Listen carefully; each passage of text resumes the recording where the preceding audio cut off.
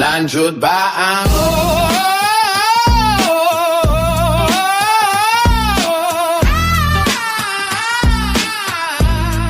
Yo, jangan lupa subscribe. Jangan lupa subscribe. Jangan lupa lanjut ba. Yo, check it. Cerita dibuka dengan seorang gadis petualang yang tiba-tiba menghampiri petualang pemuda yang sedang berdiri di dalam serikat petualang. Dan Ciwi itu meminta si pemuda untuk membentuk party dengannya yang membuat seluruh orang yang berada di sana kebingungan dan keheranan. Bahkan si petualang pemuda itu sendiri pun bingung dengan ucapan si Ciwi. Ya, mari kita perkenalkan terlebih dahulu sang MC kita bernama Laus, seorang healer yang terkenal paling gagal, dan Ciwi ini bernama Narsena. Tiba-tiba Narsena langsung ditarik oleh Ija si resepsionis ke sisi lain dan meminta Narsena untuk mengurungkan niatnya. Itu karena Laus terkenal sebagai nirbakat atau lebih jelasnya seorang healer yang tidak berguna dan hanya dapat menggunakan sihir penyembuh tingkat dasar saja. Dan seluruh orang di sini sudah tahu bahwa Laus adalah orang yang tidak berbakat. Ija memberitahu bahwa Laus telah lama menjadi seorang petualang dan mengenal banyak dungeon. Namun baru saja si Laus itu dikeluarkan dari kelompok barunya yaitu pedang guntur. Karena Laus hanyalah beban yang tidak dapat menyembuhkan seseorang yang terkena racun, padahal Laus adalah seorang healer. Ija menegaskan jika Narsena membuat kelompok dengan Laus, dia pasti akan kesulitan. Maka dari itu Ija akan mencarikan Narsena kelompok yang cocok bagi pemula. Tapi itu semua membutuhkan uang sebagai perantara. Dan memperingatkan Narsena bahwa dia harus hati-hati karena para petualang di kota ini kebanyakan orang-orang yang gak benar seperti para om-om kadal ini. Namun Narsena tetap menolak tawaran yang diberikan Ija. Itu karena Narsena sedari awal memang ingin berkelompok dengan Laus. Hal itu membuat Ija bingung. Singkat cerita, Laus dan Narsena pun mendaftarkan diri sebagai kelompok pada serikat dan membayar uang pendaftaran. Di situ Ija menjelaskan tentang kegunaan serikat, yang dimana serikat bukan hanya untuk mengambil tugas dan imbalan. Serikat juga dapat menengahi untuk pembagian hasil bagi para kelompok. Nah, ketika Laus sibuk mengisi formulir pendaftaran, di situ Narsena begitu fokus memandangi Laus sambil berbicara dalam hati, akhirnya bisa bertemu. ようやく会えた。よろしくお願いします、お兄さん。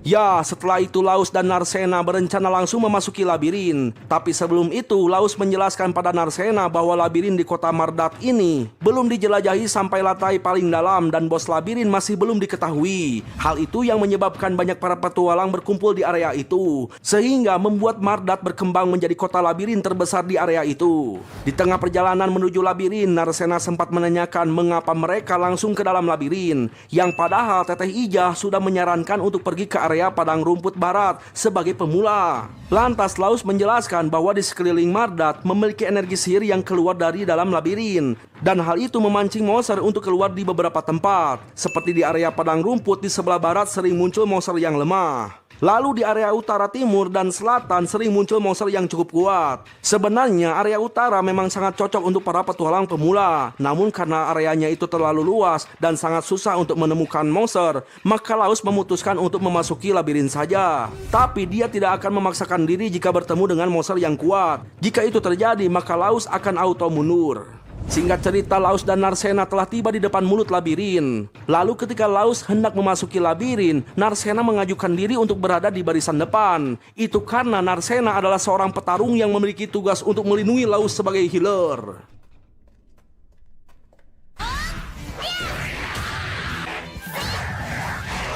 Ya, dengan semangat yang membara, Narsena dengan mudah mengalahkan monster yang lemah, lalu mengumpulkan batu sihir dari para monster yang telah mati untuk ditukarkan menjadi uang di serikat nanti. Namun di sini Narsena tidak memiliki pengetahuan tentang kegunaan batu sihir dan nilai dari setiap batu sihir tersebut. Lantas Laus hanya memberitahu bahwa batu sihir yang saat ini mereka miliki cukup untuk membayar penginapan untuk 1 malam plus bisa makan goreng asin sepuasnya.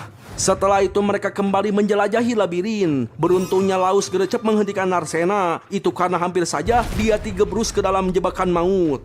Ya, ternyata Laus di sini memiliki segudang pengalaman mengenai labirin ini. Tidak lama dari situ, mereka melihat ada sosok monster Oz yang dikenal sebagai iblis di lantai pertengahan. Hal itu membuat Laus sedikit penasaran, sebab kemunculan monster tersebut adalah hal yang tidak wajar di lantai atas ini. Nah, ketika Narcena menyarankan untuk melarikan diri, Laus menolaknya dan malahan dia menyarankan Narcena untuk menyerang. Tapi jika merasa akan kalah, maka mereka harus melarikan diri. Dengan penuh percaya diri, Narcena merasa bisa mengalahkan Oats. Itu karena pergerakannya itu sangat lambat. Namun Narcena tidak mengetahui bahwa Oats itu memiliki daya serang yang kuat dan sedikit pintar. Hal itu membuat Narcena tersudut karena tidak memperhatikan sekitarnya dan hampir mati diserang oleh Oats. Lalu tiba-tiba...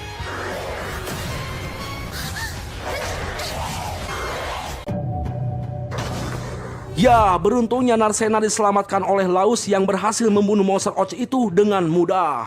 Jelas Narcena di sini tidak percaya Laus yang merupakan seorang healer dapat bertarung langsung dengan monster, bahkan membunuh monster dengan mudah. Lantas Laus hanya mengatakan bahwa itu semua berkat pengalaman.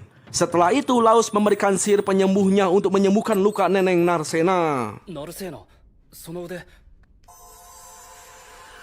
おいしいその分高く売れるでもいいんだけど私まだ聞きます。もう少し魔獣を飼っていこうか Singkat cerita, ketika Laus dan Narcena menukarkan batu sihirnya, Ija langsung terkaget. Itu karena mereka memiliki batu sihir berwarna ungu yang mengartikan mereka telah mengalahkan monster Oats. Dan Ija di sini menceramahi Laus karena telah gegabah membawa pemula masuk ke lantai terlalu dalam di dalam labirin. Hal itu ditepis oleh Laus karena monster Oats lah yang muncul di labirin lantai atas. Ternyata Ija sudah tahu karena dia telah menerima laporan yang sama sebelumnya dan membuat para orang penting panik. Ya, mereka pun melanjutkan transaksi jual beli batu sihir yang membuat Ija kegirangan. Itu karena mendapatkan komisi dari pembelian batu sihir. Duh, betina, pasti semangat kalau urusan duit ya teman-teman. Nah, lalu Laus terkaget dengan hasil penjualan batu sihirnya. Itu karena saat di kelompok pedang guntur, dia itu tidak pernah mendapatkan uang yang sebanyak itu gitu ya. Sontaklah Laus menyadari satu hal, yang ternyata kelompok pedang guntur adalah orang-orang yang korup. Narcena yang mengetahui hal itu langsung emosi dan meminta Ija untuk membantu Laus. Namun Laus menghentikannya karena masalah itu sudah berlalu. Lantas Laus dan Narcena memutuskan untuk pergi mencari sebuah penginapan. Namun ketika Narcena dan Laus meninggalkan serikat, tiba-tiba si manajer pria ini bernama Hanjum menanyai Ija tentang Laus yang memiliki kelompok baru dengan Narcena yang memiliki rambut berwarna biru. Sementara itu Laus dan Narcena telah tiba di sebuah penginapan langganan Laus. Mereka disambut biasa saja oleh Siti pelayan restoran sekaligus anak pemilik tempat itu. Dan dia sudah mengetahui kalau Laus telah memiliki party baru. Nah, si pemilik penginapan, kita sebut saja Cekokom, bertanya berapa kamar yang dibutuhkan Laus. Apakah 1 kamar atau 2 kamar? Waduh, malah nanya, jelas 1 kamar lah, 2 kamar lah. Tapi tiba-tiba Narcena merona ketika mendengar 1 kamar sambil memikirkan hal yang di luar nurul. Hal apa sih bang? Gue penasaran bang. Malah nanya, gue kepret tuh. Salah gue apa bang? Diam, berisik.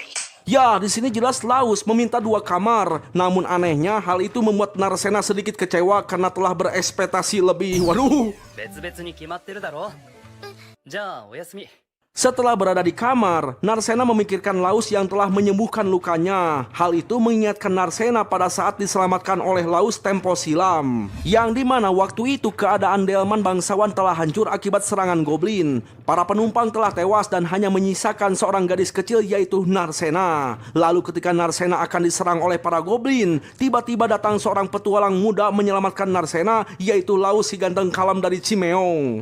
Nah, ketika Narcena mengetahui bahwa Laus adalah seorang healer petualang bahkan dikeluarkan dari party, di situ Narcena memutuskan untuk menjadi seorang petarung lalu berjanji akan melindungi Laus dan membuat party dengannya. Narcena menegaskan bahwa latihannya selama ini tidak akan sia-sia karena dia telah berhasil menemukan Laus dan membentuk party dengannya, lalu membasmi para goblin. Semua itu dia lakukan demi Laus sang penyelamatnya. Namun Narcena sedikit kecewa kepada Laus yang tidak dapat mengenalinya. Narcena juga sadar hal itu karena penampilannya yang sudah berbeda. Lebih jelasnya, warna rambut Narcena kini sudah berbeda, yang tadinya kuning kini menjadi biru. Loh bang, kenapa bisa berubah warna bang? Kenapa itu bang? Sabar dong, sabar, nanti juga dikasih tahu. Kita lanjut dulu ya. Sesaat Narcena sempat putus asa karena Laus yang saat ini telah menjadi lebih kuat, bahkan tidak membutuhkan perlindungan Narcena. Lantas Narcena mencoba meyakinkan diri bahwa dia akan terus berjuang sampai akhir. Nah, ketika sudah siap-siap akan turu gitu ya. Bang, apa itu bang? Apa itu bang? Berisik lu, pergi lu sana. Ya, di situ Narcena selintas memikirkan Laus. Kenapa bisa Laus yang sangat kuat malah dianggap sebagai nirbakat oleh semua orang? の町の人たちはどうして無能って呼ぶんだろう。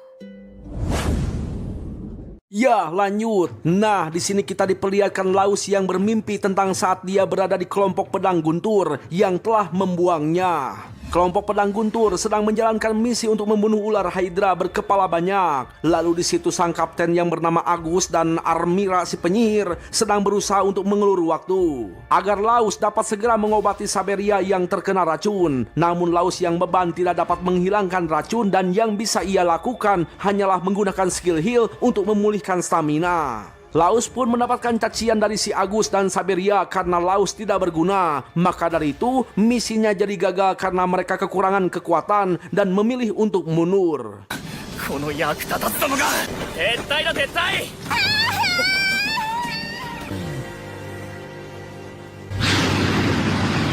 Setelah kejadian itu di kemudian hari ketika Laus menunggu parti pedang guntur di dalam serikat, di situ Laus dibuat terkejut dengan perkataan si Agus yang dimana secara tiba-tiba Laus telah dikeluarkan dari parti. Dengan alasan karena menjadi penyebab gagalnya misi membunuh Hydra, bahkan semua anggotanya setuju untuk mengeluarkan Laus dari parti. Padahal sebetulnya hal itu bukan salah Laus sepenuhnya, melainkan Agus dan yang lainnya pun merupakan penyebab kegagalan. Itu karena mereka terlalu pelit untuk membeli penawar racun dan lebih mementingkan untuk berpoya-poya. よね、この欠陥中止。今日のクエストが失敗したのは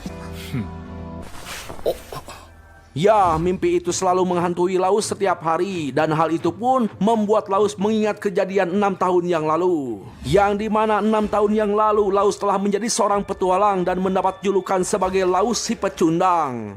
Lalu ketika Laus mendapatkan undangan untuk bergabung dengan satu kelompok di sana, Laus sangat senang dan menerima undangan tersebut. Namun sayang ternyata Laus diundang bukan untuk menjadi anggota kelompok, melainkan dia hanya dijadikan sebagai umpan untuk para monster. Hal itu selalu Laus alami karena dirinya merupakan seorang anak yatim yang sudah pasti akan mendapatkan perlakuan seperti itu karena nyawa anak yatim tidak berharga di mata siapapun.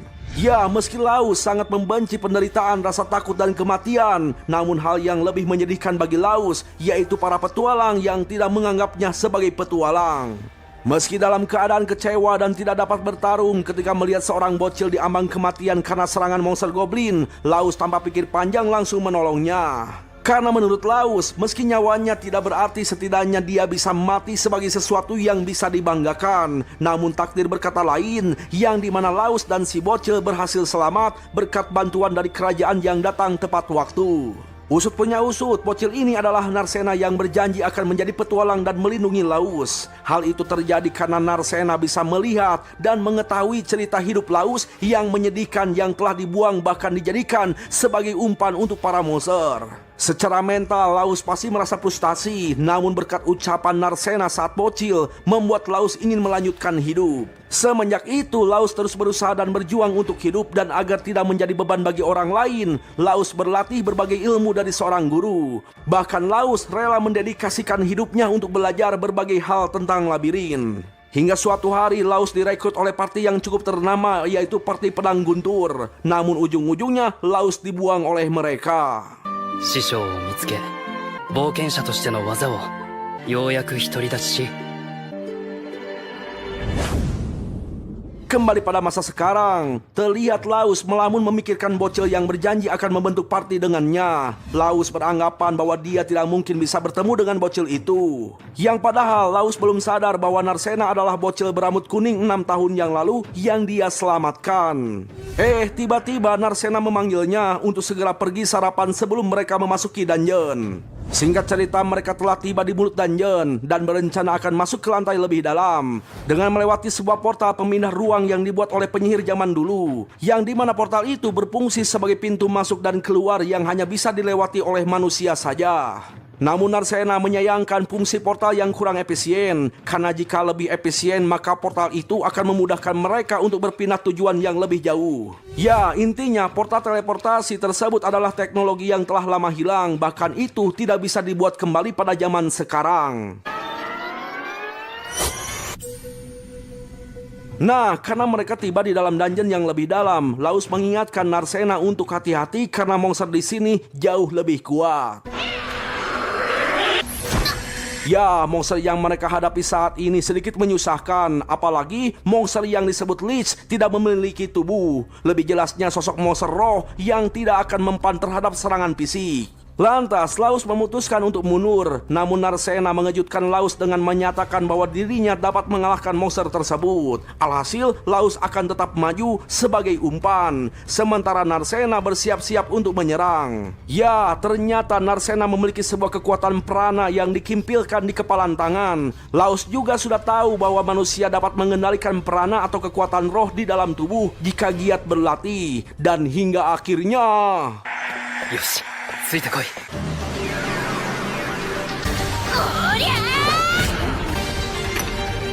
Ya, hanya dengan satu pukulan si monster langsung musnah. Namun sayangnya, lengan Narcena sedikit terluka akibat bersentuhan dengan si monster pada saat serangan pertama tanpa prana. Lantas, Laus menggunakan peralatan sihir yang mereka siapkan untuk mempercepat penyembuhan. Perlu kalian ketahui, sebenarnya batu sihir yang dijual akan diproduksi pembuatan massal alat-alat sihir, lalu dijual kembali pada para petualang. Makanya batu sihir menjadi suatu bisnis yang sangat menggiurkan bagi petualang dan perusahaan pembuatan alat sihir. Maka dari itu juga, negeri ini semakin berkembang dan menjadi kota yang maju. すごい。これはどのくらいで売れるんでしょう。 Nah, singkat cerita mereka menukarkan batu sihir kepada Ijah di Serikat. Langsung kegirangan lah itu si Ijah, soalnya mereka mendapatkan banyak batu sihir yang cukup lumayan mahal. Lalu karena mendapatkan hasil yang lumayan, Laus dan Narcena berencana ingin makan makanan yang enak. Namun sebelum mereka pergi untuk makan, mereka sempat melihat kerumunan orang-orang yang ternyata ada seorang petualang sedang berkelahi. Ternyata situasi itu sudah biasa di kota ini. 健康みたいですね。 困ったもんだよ、まったく。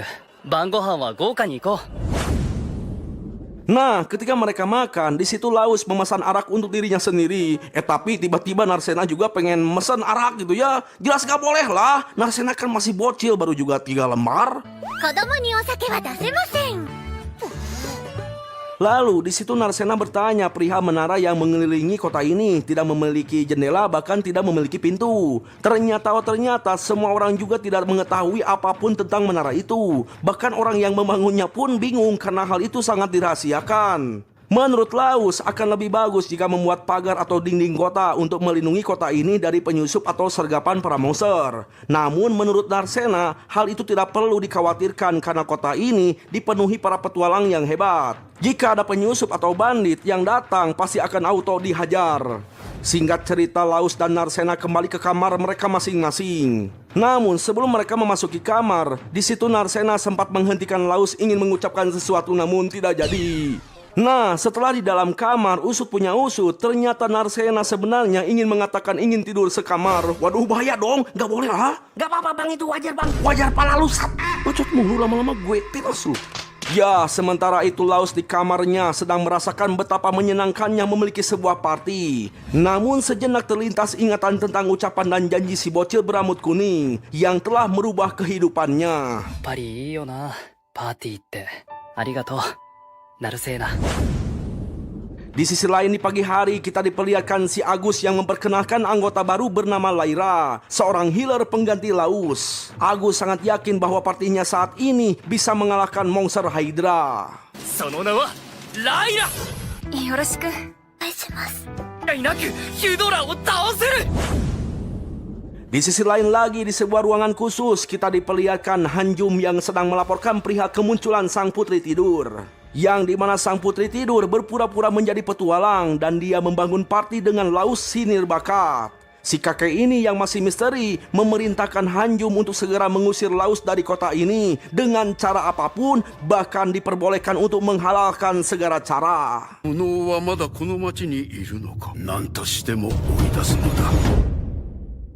Tampaklah parti pedang guntur memasuki area monster Hydra. Setelah mengetahui luka dari Hydra belum pulih akibat tebasan dari Laus, di situ Agus memberi arahan kepada para anggota partinya, yang dimana Saberia akan menyerang Hydra dari belakang dan Armia akan membantu dengan sihirnya, sementara Lyra akan berada di garis depan bersama si Agus. Jelas Lyra komplain lah, mana mungkin dirinya yang merupakan seorang healer berada di garis depan. Ternyata di sini Agus menganggap Lyra sama seperti Laus, yang dimana Laus bisa bisa bertarung di garis depan dan berhasil memotong kepala Hydra. Hal itu membuat Lyra bingung, karena pada dasarnya seorang healer tidak mungkin bisa begitu. Nah, karena Lyra dapat menggunakan sihir penawar racun, Agus pun menempatkan Lyra di barisan belakang. Lalu dengan percaya diri, mereka menyerang Hydra. あいつが切り落としたのよね確か。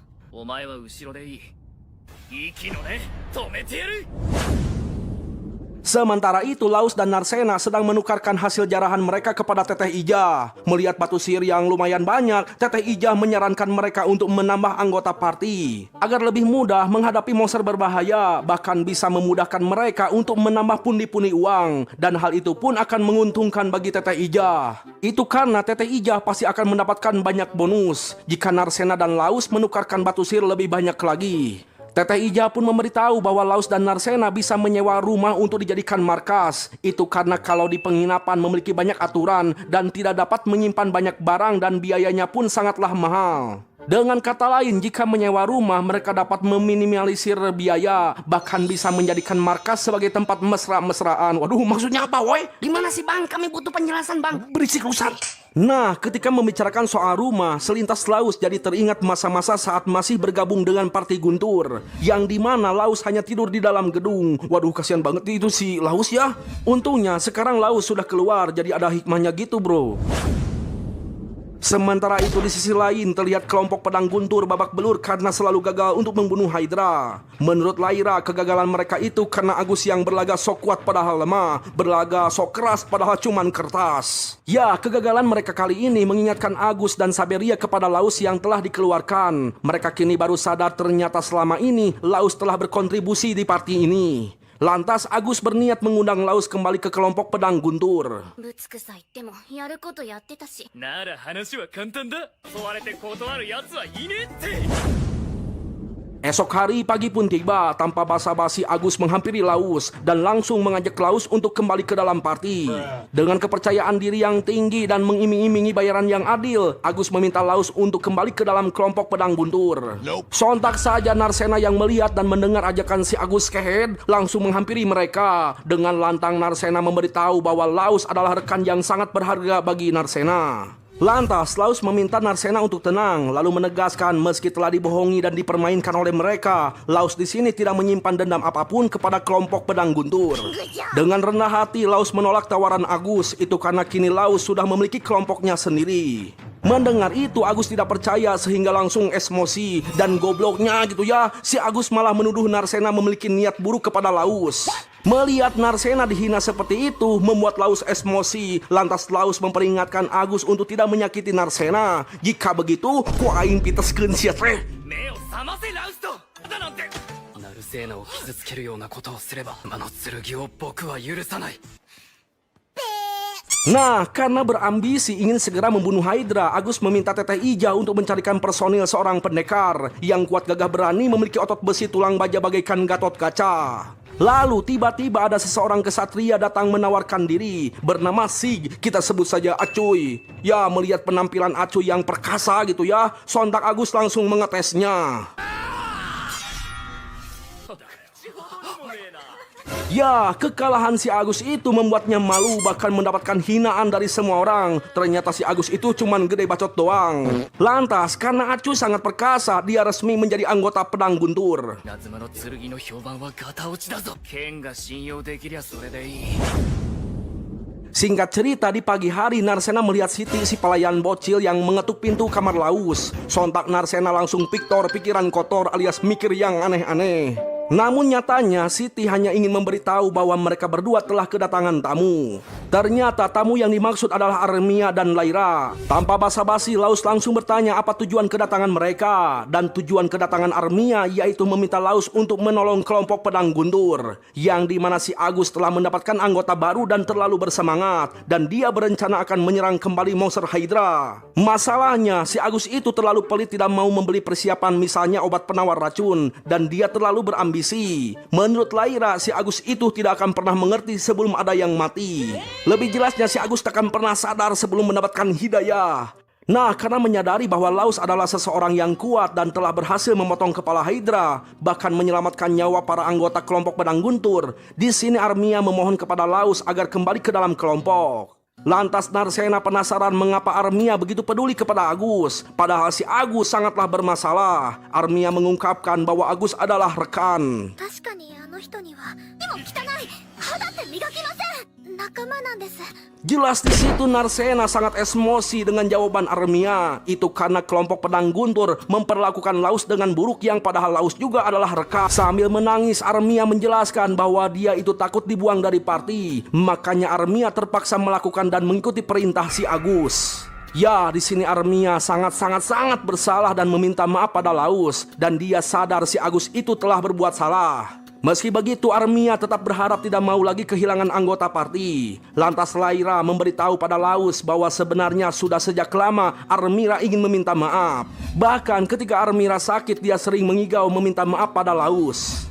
あんたに謝りたかったんだよ受け入れてやってくれない Tanpa ragu, Laus menerima permintaan maaf dari Armia karena memang sejak awal Laus telah memaafkan mereka semua, bahkan tidak membenci kelompok pedang guntur. Namun sayang, Laus tetap menolak permintaan Armia karena sebelumnya pun si Agus meminta Laus untuk kembali dan Laus menolaknya. Nah, agar suasana kembali ceria, Armia dihidangkan makanan yang banyak. Tapi Armia bingung bagaimana cara membayarnya gitu ya, karena si Agus itu sangat pelit dan licik. Santuy-santuy biar abang yang traktir. Hehehe. Nah, ketika Armira sibuk makan, Lyra, Narcena, dan Laus berdiskusi tentang Armia. Seketika Laus mengingat ucapan si Agus bahwa Lyra adalah penyembuh yang tidak berguna. Di situ Laus mengingatkan Lyra bahwa Lyra akan mendapatkan masalah di kelompok pedang guntur. Maka dari itu Laus menyarankan Lyra untuk segera keluar dari kelompok itu. Namun karena Armia adalah anak yang baik, Lyra pun tidak tega meninggalkan Armia sendirian di dalam kelompok konyol itu. 優しい子なのよアーミアはそれこそできるわけないでしょ Setelah itu Lyra dan Armia kembali ke markas pedang guntur. Di situ Lyra terkaget setelah melihat anggota baru karena ternyata Acuy adalah seseorang yang Lyra kenal. Bahkan Lyra berpikir bahwa Acuy menerima tugas yang aneh dari seseorang. Dan ketika Acuy hendak meninggalkan Lyra, di situ Lyra semakin yakin dengan pedang yang dibawa Acuy karena pedang itu adalah milik guru mereka yaitu Ronaldo. Dengan berbagai cara si Acuy mengelaknya, namun gimana ya aksinya itu tetap ketahuan, bro. 正式に師匠から譲り受けたものだ盗んだのそれでいいとしときましょう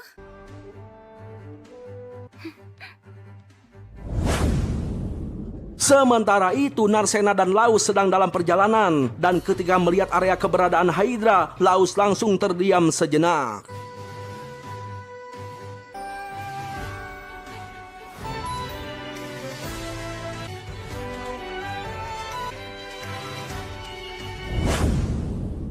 Singkat cerita, kini Laus dan Narcena telah masuk ke dalam dungeon dan langsung bertarung dengan sosok Oats. Dan kini Narcena nampak semakin kuat, yang dimana dia berhasil mengalahkan beberapa monster Oats dengan mudah. Ya, Narcena di sini masih bersemangat untuk mengalahkan monster di kedalaman dungeon. Namun perutnya berkata lain, yang dimana perut Narcena kukurubukan alias lapar. Lantas Laus menyarankan untuk beristirahat dan mengisi tenaga dulu. Dan ketika Narcena menyiapkan makanan yang sangat banyak, hal itu membuat Laus sedikit terkejut. Karena makanan yang dibawa Narcena adalah sisa makanan yang tidak disantap oleh Armia. Ternyata Cekokom pemilik penginapan sengaja menjadikan bekal untuk Narcena bersama Laus. Sembari menyantap makanan pemberian Cekokom, Laus memberitahu bahwa Hydra adalah musuh yang sulit untuk dikalahkan, yang dimana monster Hydra sangat ganas dan sangat beracun. Sisiknya itu sangat keras dan memiliki tubuh penuh otot, yang bisa dengan mudah menangkis serangan sihir dan juga serangan fisik. Tapi monster Hydra tidak terlalu sulit untuk ditemukan, tidak seperti monster kuat lainnya. Hal itu cukup memudahkan bagi para peneliti untuk mengembangkan serum anti racun, yang memudahkan para petualang dan dapat mengalahkan monster Hydra, meskipun penawar racun itu sangatlah mahal. Selintas, Narcena jadi sangat mengkhawatirkan keadaan Armia dan Lyra yang pergi menyerang Hydra. Lantas Laus menegaskan Narcena dengan memberitahu sebuah kebenaran tentang kelompok pedang guntur, terutama si Agus yang merupakan pemimpin kelompok. Meskipun si Agus memiliki sifat yang buruk dan sangat pelit perihal uang dan agak eblek gitu ya, namun sebenarnya Agus adalah ahli berpedang dan Saberia ahli dalam menyelinap untuk menyerang diam-diam. Melihat Laus yang memuji kelompok pedang guntur membuat Narcena sedikit cemburu. Singkat cerita, ketika Laus dan Narcena akan memasuki dungeon lebih dalam, tiba-tiba Narcena menghentikan Laus, lalu mengatakan bahwa dia mulai bosan memasuki dungeon setiap hari. Lantas Narcena meminta Laus untuk pergi ke lahan basah yang tidak jauh dari sana. Namun Laus merasa ragu karena lahan basah merupakan tempat keberadaan monster Hydra. Waduh, ternyata Hydra suka tempat yang basah ya teman-teman. Nah, sementara itu di sisi lain terlihat kelompok pedang guntur sedang menyerang monster Hydra.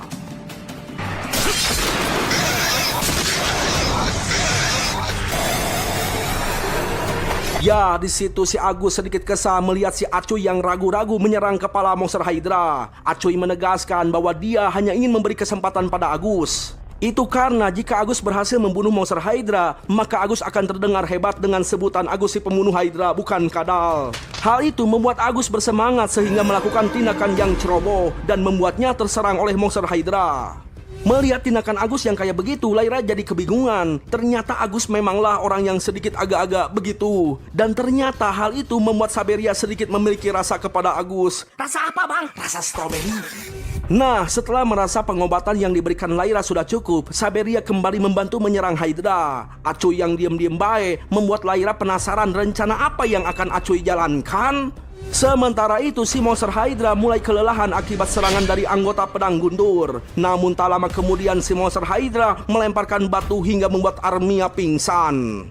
Dan ketika Armia pingsan, tiba-tiba keluar kabut hitam misterius yang membuat seluruh anggota terkejut. Ternyata kabut hitam itu adalah sebuah mana yang tercipta dari rasa ketakutan. Dan mana itu adalah sumber makanan dan nutrisi bagi monster Hydra. Bahkan mana itu membuat Hydra dapat bermutasi menjadi sosok yang lebih kuat dan pintar.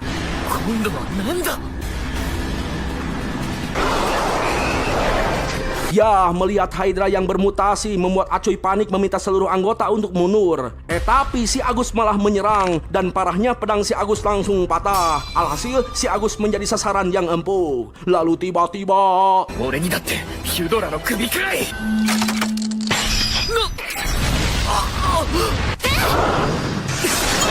ya, untungnya Laus datang di waktu yang tepat. Nah, karena Armia pingsan akibat serangan monster, Acuy meminta Laus untuk segera mengobatinya. Namun cara mengobati Laus membuat Lyra dan Acuy terheran-heran. Lantaran si Laus itu melapisi sihir heal dengan sihir heal lagi. Heal, ya begitulah lah pokoknya namanya. Ternyata hal itu emang selalu Laus lakukan kepada kelompok pedang guntur. Makanya Saberia tidak heran. Mendengar hal itu, Lyra tidak percaya karena pada dasarnya ibarat sebuah penyakit tidak bisa disembuhkan dengan dosis yang besar, melainkan dengan obat yang tepat. Ya, intinya sosok Laus membuat Lyra sangat penasaran siapakah Laus sebenarnya, teman-teman. Beruntungnya Armia telah sembuh, namun dia langsung tidur lagi setelah melihat sosok Laus yang datang membantu. Melihat Armia baik-baik saja dan monster Hydra yang menantangnya, Laus memutuskan untuk menyerang monster Hydra bersama Narcena dan Acuy.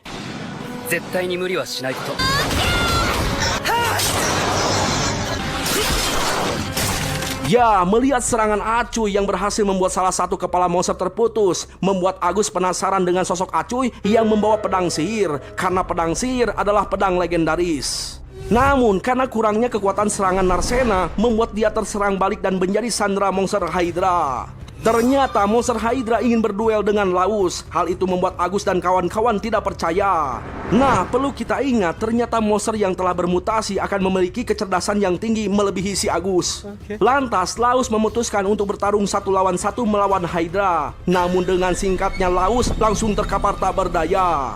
Dan anehnya, semua tindakan Laus dirasakan oleh si kakek di ruang khusus. Lalu ketika Laus melihat Narcena terkapar tak berdaya di depan matanya, tiba-tiba jiwa brutal Laus meronta-ronta hingga membuatnya menjadi sosok iblis. Dan lagi-lagi hal itu dirasakan oleh si kakek misterius di ruang khusus.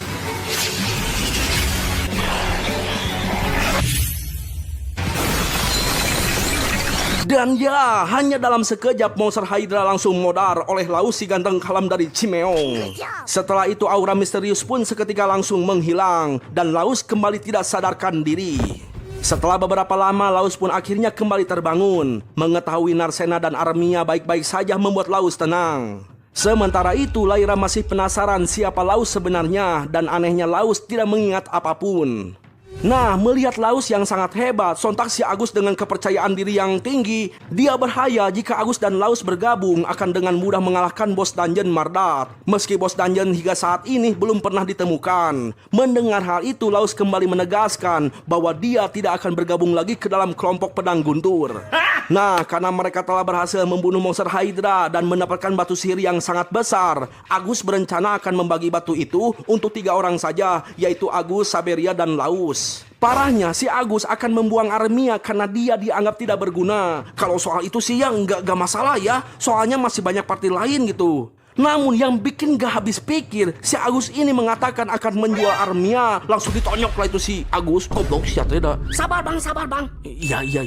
Ya, pukulan yang Narsena berikan membuat si Agus berencana akan melaporkannya pada serikat. Karena perkelahian antar petualang itu sangatlah dilarang alias akan dikenai pidana. Lalu ketika si Agus meminta pertolongan pada Acuy dan Laira, mereka mengabaikannya. Bahkan malah sebaliknya, Acuy akan melaporkan Agus dan Saberia dengan tuduhan akan melakukan perdagangan manusia kepada bangsawan kadal beringas. Ya, semuanya dibuat terkaget karena ternyata Acuy adalah petualang yang dipilih secara resmi oleh serikat di ibu kota. Dan Acuy telah diberi misi untuk menyelidiki situasi kota Mardat yang memiliki keamanan kota yang buruk. Dan tersebar isu bahwa penyebab buruknya keamanan kota Mardat disebabkan oleh para petualang. Nah, ketika mendengar si Agus dan Saberia akan dikeluarkan dari serikat petualang dan mendapatkan hukuman kerja paksa seumur hidup, sontak Laus meminta Acuy berbicara di luar. Di situ Laus meminta Acuy untuk melepaskan mereka berdua dan meminta untuk memberikan kesempatan dengan alasan mereka telah mendedikasikan hidupnya untuk menjadi petualang dan sifat buruk mereka itu mungkin karena mengejar uang dan ketenaran. Laus percaya Agus dan Saberia itu sebenarnya memiliki sifat yang baik. Ya, melihat kebaikan Laus yang meminta tolong demi orang lain, Acuy pun akan melepaskan mereka. Tapi dengan syarat mereka tidak boleh berada di kota ini. Lebih jelasnya harus pergi sejauh mungkin dan menjalani hidup sebagai petualang yang bisa dipercaya. Mendengar Ijah yang meragukan keputusan Acuy, di situ Acuy meyakinkan Ijah, yang dimana Acuy yakin jika mereka dikeluarkan dari serikat tidak akan merubah kehidupan mereka. Maka jalan terbaik adalah membiarkan mereka terus menjadi petualang, agar orang-orang seperti Acuy dan teman-teman bisa terus mengamati mereka. Nah, mengingat kurangnya petualang resmi seperti Acuy di kota Mardat, Acuy akan tinggal lebih lama di kota Mardat ini. Sementara itu, Narsena merasa bersalah karena telah melibatkan Laus ke dalam masalah ini, yang dimana Narsena lah yang meminta Laus untuk pergi ke area basah untuk membantu mereka. Tapi Laus malah berterima kasih lantaran si Laus merasa telah menyelesaikan masalahnya dengan si Agus, dan hal itu membuatnya merasa lega. けどこれでさっぱりした。 Di sebuah penginapan, kita diperlihatkan perbincangan antara Acuy dan Laira membahas misi Acuy yang sebenarnya, yang dimana bahwa seluruh petualang yang berada di kota Mardat akan diawasi. Karena serikat pusat meyakini bahwa gangguan berasal dari kota Mardat dan ketua serikatnya, maka untuk melancarkan misinya, Acuy meminta Laira untuk membuat kelompok dengannya. Di situ Laira setuju, tapi dengan syarat Acuy harus bersedia menjadikan Armia sebagai anggota kelompoknya. Dan Laira tidak mau berdebat perihal alasannya, no debat pokoknya Maya. Namun perlu kita ketahui sebenarnya alasan lain Acuy di kota ini karena ingin menyelidiki Laus lebih jauh. 放っておけないから。ここに来て監視対象が増えたんだ。野放しにしてはおけない。 Esok harinya di sebuah warung, Udin, Laira, dan Armia janjian dengan Laus untuk bertemu. Ternyata mereka bermaksud memberitahukan bahwa saat ini Armia telah bergabung ke dalam kelompok Udin. Menurut Narsena, kelompok yang mereka bentuk memiliki kombinasi yang cocok, yaitu penyihir, pendekar pedang, dan penyembuh. Namun yang dikhawatirkan Laus yaitu perasaan Armia. Makanya Laus ingin memastikan apa Armia tidak keberatan membentuk kelompok dengan Laira dan Udin setelah hancurnya kelompok si Agus. Armia bilang dia setuju tanpa ada paksaan apapun. Bahkan Armia juga merasa ingin membalas budi kepada mereka berdua. Yang padahal Laira dengan tulus ingin mengurus Armia, bukan berharap balas budi. Ya, intinya Laus sangat senang karena posisi Armia sekarang tidak nampak seperti budak, alias tidak seperti pada saat berkelompok dengan si Agus. Setelah itu Laus dan Narsena berangkat menuju serikat petualang untuk menukarkan batu kristal sihir monster Hydra yang mereka kalahkan. Sekalian Laus juga ingin mengambil misi di serikat biar kagak nganggur. Laus menjelaskan jika Narcena berniat ingin terus menjadi petualang, maka harus menjalankan misi yang disiapkan serikat, karena hal itu merupakan tugas seorang petualang. Selain menjual batu kristal dari para monster dan mengumpulkan item-item dari labirin, para petualang juga bisa mencari uang dengan menjalankan misi dari serikat, seperti misi pengawalan atau misi pencarian. Tiba-tiba Narcena jadi baper karena Laus terlihat sangat perhatian. Waduh, padahal cuma menjelasin doang loh. Maklum lah bang, masih umur labil bang. Halah, tahu apa lu? なんでもありません。ちょっと待ってナルセーナ。 Nah, setibanya di serikat, Narcena begitu terkejut dengan tatapan semua petualang yang pada sinis. Ternyata semua petualang yang ada di sana tidak percaya jika Laus yang terkenal sebagai Nirbaka telah membunuh monster Hydra. Laus yang sadar sudah menjadi pusat perhatian meminta Narcena untuk waspada kepada semua orang. Karena Laus curiga akan ada seseorang yang ingin mencuri batu kristal monster Hydra. Lalu tiba-tiba datang kelompok Marnel menghampiri mereka. Wajah licik kelompok Marnel membuat Laus semakin waspada. Ya, karena merasa dicurigai, Marnel meminta kelompoknya untuk menjauh 1000 meter. Lalu tiba-tiba Marnel meminta maaf. Jelas Laus dan Narcena sangat terkejut. Bahkan tetangga juga terkejut. Kok bisa ya tiba-tiba minta maaf? Mungkin si Marnel sudah nyuri cangcutnya si Narcena bang. Gak boleh gitu. Jangan ucapan. Ya, ternyata Marnel mewakili semua petualang untuk meminta maaf kepada Laus. Setelah mengetahui kebusukan si Agus terungkap, sebenarnya para petualang sudah tahu, namun selama ini mereka telah mengabaikan Laus. Sebenarnya sudah sejak lama para petualang ingin membantu, namun mereka nggak berani karena hal itu adalah urusan dalam kelompok. Parahnya, para petualang lain hanya bisa menghina Laus dari belakang. Itu karena para petualang tidak ingin bermasalah dengan si Agus. Jelas Narcena kesal tidak mau menerima permintaan maaf Marnel, dan Narcena nyeletuk meminta para petualang harus sungkem selama 3 hari 3 malam kepada Laus. Bejir? Ya, mengingat Laus yang telah lama merasakan penderitaan, Narcena merasa bahwa hukuman 3 hari itu adalah hal yang wajar. Tapi Laus jadi panik soalnya kelakuan Narcena sama saja nampak seperti orang jahat, dan Laus tidak mau dianggap sebagai orang yang jahat. Lantas Laus dengan rendah hati mengatakan bahwa dirinya tetap menjadi seorang nirbakat alias penyembuh yang tidak berbakat meski telah mengalahkan Hydra. Dan Laus menerima permintaan maaf Marnel sebagai perwakilan seluruh petualang yang ada di sini. だから Nah, setelah urusan itu selesai, Laus dan Narcena pun menukarkan batu kristal kepada Siti. Sontak saja Siti sangat terkejut karena dia akan mendapatkan uang bonus yang lebih besar. Itu karena batu kristal hasil dari monster yang telah bermutasi memiliki nilai jual 10 kali lipat lebih mahal. Wadaw, mendadak kaya dong. Namun di sini Siti ingin memastikan keaslian batu kristal yang bermutasi tersebut. Soalnya monster yang bermutasi pasti membutuhkan mana yang sangat banyak. Secara umum monster yang bermutasi hanya akan muncul di kedalaman labirin, sedangkan monster Hydra yang mereka kalahkan itu bermutasi di area rawa-rawa. Ya, fenomena aneh yang membuat banyak mana keluar dari labirin, bahkan munculnya monster Oats di labirin lantai atas, membuat Laus merasa heran. Dan benar saja, Siti pun mendapatkan laporan yang sama bahwa monster Oats muncul di lantai atas. Hal itu membuat pihak serikat penasaran. Mendengar kata penasaran, Narcena dan Laus menanyakan mengapa pihak serikat tidak mengirimkan tim penyelidik ke dalam labirin. Sayangnya pembicaraan terhenti ketika Hanjum muncul dan menanyakan apa yang terjadi. Ya, karena tidak mau mendapatkan masalah, Siti memberitahukan bahwa Laus akan melaporkan sesuatu. Aduh, si Siti cari aman. Nah, setelah berada di ruangan, laporan perihal fenomena aneh yang jarang terjadi malah dianggap masalah sepele oleh Hanjum. Dan pihak serikat tidak akan mengurusi perihal itu karena masih ada urusan lain yang lebih penting. Intinya, Hanjum tidak peduli dengan keselamatan para petualang yang sedang mengadu nasib. Jelas Laus kesal dengan keputusan si Hanjum yang egois. Lantas Laus meminta pihak serikat setidaknya memberikan peringatan bahaya agar para petualang jadi waspada. Tapi si Hanjum malah memberikan peringatan kepada Laus jika memang Laus sangat ketakutan, lebih baik Laus pergi dari kota ini. Jelas hal itu membuat Narcena sangat kesal karena perkataan Hanjum seolah-olah menunjukkan rasa benci yang ingin mengusir Laus dari kota labirin. Siti pun memberitahu bahwa sifat Hanjum sebagai wakil ketua serikat memanglah begitu, alias agak random dan agak eblek. Mungkin hal itu terjadi karena Hanjum menanggung beban semua tugas serikat sendirian, yang dimana ketua serikat bernama Miss sudah lanjut usia dan selalu mengurung diri di dalam kantornya. Laus sendiri tidak mau terlalu memikirkan hal itu dan lanjut meminta Siti untuk memperlihatkan beberapa misi. Lah ini si Narsena komplain mulu, mengatakan bahwa misi yang diberikan serikat tidaklah menarik bagi dirinya. Disindeklah dia.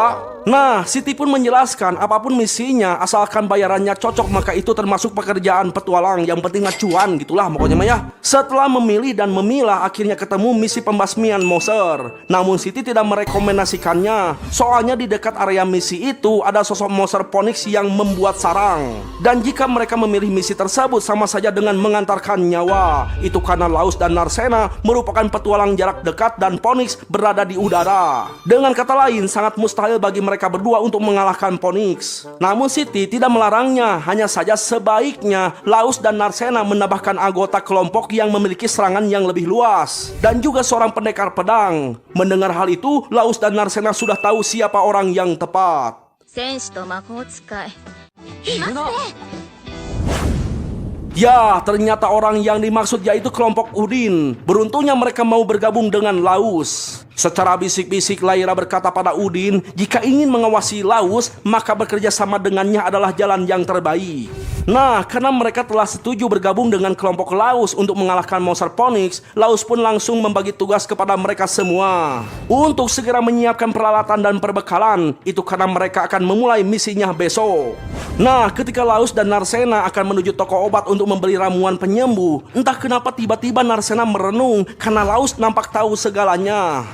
Tiba-tiba muncul Ciwi memeluk Narsena dari belakang. Jelaslah Narsena terkejut dan langsung menyerangnya. Untungnya si Ciwi jago menghindar. Ternyata Ciwi tersebut merupakan kenalan Narsena bernama Ralma, seorang penyihir tingkat atas, dan dia merupakan teman ayahnya Narsena, alias bukan selingkuhan, cuman teman sang ayah. Ya teman. Iya bang, iya bang. Iya lanjut.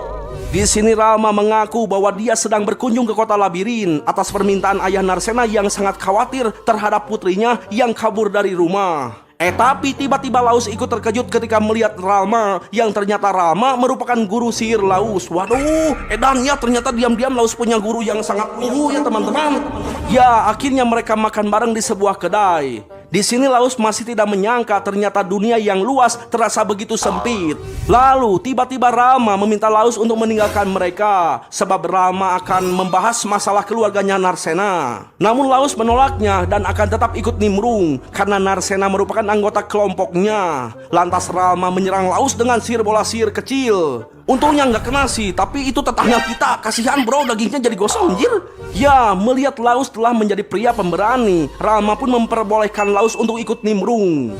Nah, di situ Ralma meminta Narsena menjelaskan alasan kenapa Narsena kabur dari rumah tanpa kabar. Narsena pun memberitahu bahwa dia tidak kabur begitu saja. Narsena sudah meninggalkan sepucuk surat untuk kedua orang tuanya. Dan isi surat itu, aku mau pergi ke tempat emas itu berada, kalian jangan khawatir. Jelaslah Ralma dan Laus sangat terkejut, bahkan tetangga juga terkejut tuh. Lalu Ralma memastikan alasan Narsena yang meninggalkan rumah. Pertanyaan Ralma membuat Narsena kebingungan, soalnya Narsena tidak berani mengungkapkan semua alasannya. Lantaran dia telah mengawasi Laus saat masih berkelompok dengan pedang guntur, hingga Laus dikeluarkan oleh mereka. Maka Narsena tidak mau melewatkan kesempatan itu dan langsung pergi dari rumah untuk membuat kelompok dengan Laus. Ya, karena Narsena diam-diam baik gak mau jujur, Laus meminta Narsena untuk pulang agar kedua orang tua Narsena tidak khawatir. Karena setidaknya Narsena minta izin dulu pada orang tua jika pergi dari rumah. Sebab menjadi seorang petualang pun membutuhkan izin dari restu orang tua. Karena doa orang tua itu ya paling mujarab loh, biar kita selamat di perjalanan loh. Gak boleh gitu ya deh ya. Mendengar hal itu, Narsena langsung bertanya, jika dia pulang lalu tidak diberi izin dan tidak bisa bertemu lagi dengan Laus, apakah Laus akan baik-baik saja tanpa Narsena? Ya, melihat Narsena yang sedih, Ralma menjelaskan bahwa Narsena tidak perlu pulang. Soalnya ayah Narsena tidak melarangnya menjadi petualang. Hanya saja mereka khawatir karena Narsena pergi tanpa izin. Makanya Ralma ditugaskan untuk memastikan keadaan Narsena. Hal itu membuat Narsena senang. Yeay! Apaan sih bang? Tiba-tiba Ralma merasa kekeringan meminta Laus mengambilkan arak. Nah, setelah Laus meninggalkan mereka, Ralma memastikan Narsena apakah tidak apa-apa. Narsena terus mengikuti Laus, yang padahal Laus itu tidak peduli jika Narsena tidak berada di sisinya, dan bisa saja Narsena akan berada dalam bahaya. Bagi Narsena, Laus itu sangat hebat dalam banyak hal. Meski dulu dia dianggap tidak berguna oleh Ralma, namun Laus adalah sosok laki-laki yang multitalentan. Dia itu adalah seorang penyembuh yang bisa diandalkan dan pengetahuannya tentang racun dan pengetahuan umumnya pun sangat luar biasa. Ya pokoknya mah is the best we lah. Dan yang pastinya Laus itu adalah seseorang yang sangat baik hati karena selalu mementingkan orang lain terlebih dahulu daripada dirinya sendiri. Namun kehebatan Laus malah membuat Narcena merasa sedih. Soalnya kedatangan Narcena ke kota labirin ini hanya untuk melindungi Laus. Namun saat ini malah Narcena yang dilindungi dan selalu dibantu oleh Laus dan malah menjadi beban bagi Laus. Ya, untuk menenangkan Narcena, Ralma mengatakan bahwa saat ini tatapan mata Laus telah berbeda dengan yang dulu. Yang dimana Laus yang dulu nampak bodoh. Dan perubahan itu berkat kehadiran Narcena di dekat Laus. Maka dari itu Ralma menyarankan Narcena untuk bersama Laus lebih lama. Nah, setelah Laus dan Narcena pamit pergi, sudah saatnya Ralma melakukan tugas utama, yaitu menginvestigasi rencana tersembunyi dari sosok Mist, sang ketua serikat. ミストさんは何を企んでるのかしら。 Singkat cerita, esok hari pun tiba. Setelah melakukan persiapan, Laus dan kawan-kawan pun pergi menjalankan misi menaklukkan monster Phoenix.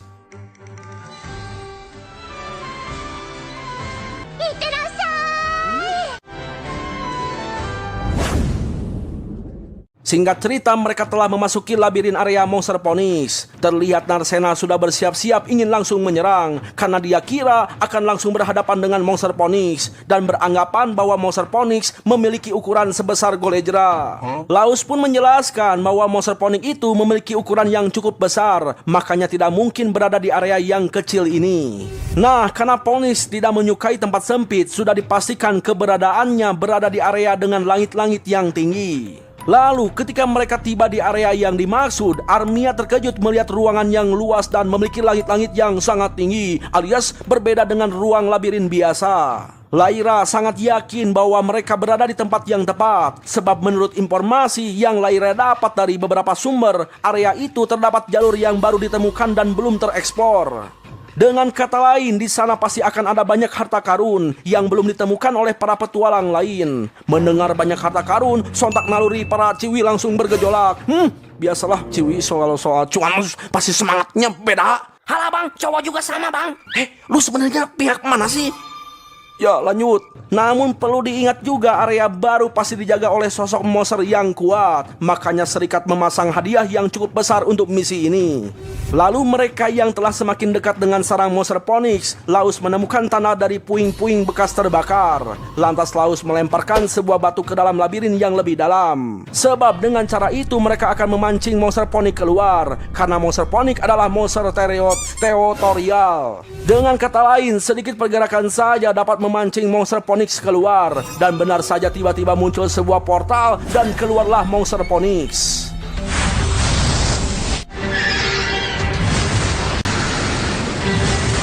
Nah, karena monster Phoenix terbang di udara dan tidak menyerang, Laus mengatakan jika saja dia menggunakan sebuah panah, mungkin mereka dapat menyerang monster Phoenix. Namun tiba-tiba...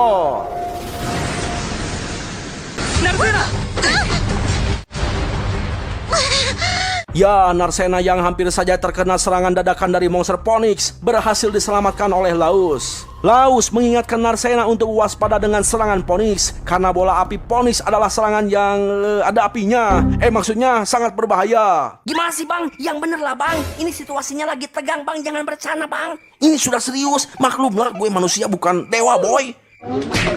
Ya, monster Phoenix yang terus-menerus menyerang dengan bola api. Hal itu membuat mereka sedikit ketakutan. Sebab jika mereka hanya berdiam saja, maka tempat itu akan segera menjadi lautan api yang tercipta dari serangan monster Phoenix yang bertubi-tubi. Melihat perilaku Phoenix yang terus melambung, Laus memberitahu bahwa monster Phoenix itu sebenarnya hanya mencoba mengusir mereka untuk melindungi teritorinya. Sebab menurut Laus, insting monster Phoenix merasa takut karena jika bertarung secara langsung. Melihat keadaan sekitar, di situ Udin memutuskan akan menyerang monster Phoenix. Lantas Udin meminta Armia untuk menyerang bagian sayap monster Phoenix supaya agak oleng, agar Udin dapat menyerang. Nah, karena Armia nampak takut, Udin dan semuanya meyakinkan Armia bahwa mereka pasti akan melindunginya apapun yang terjadi. Dan untuk mengulur waktu agar Armia bisa merapalkan jampe-jampe, Udin dan kawan-kawan menyibukkan monster Phoenix.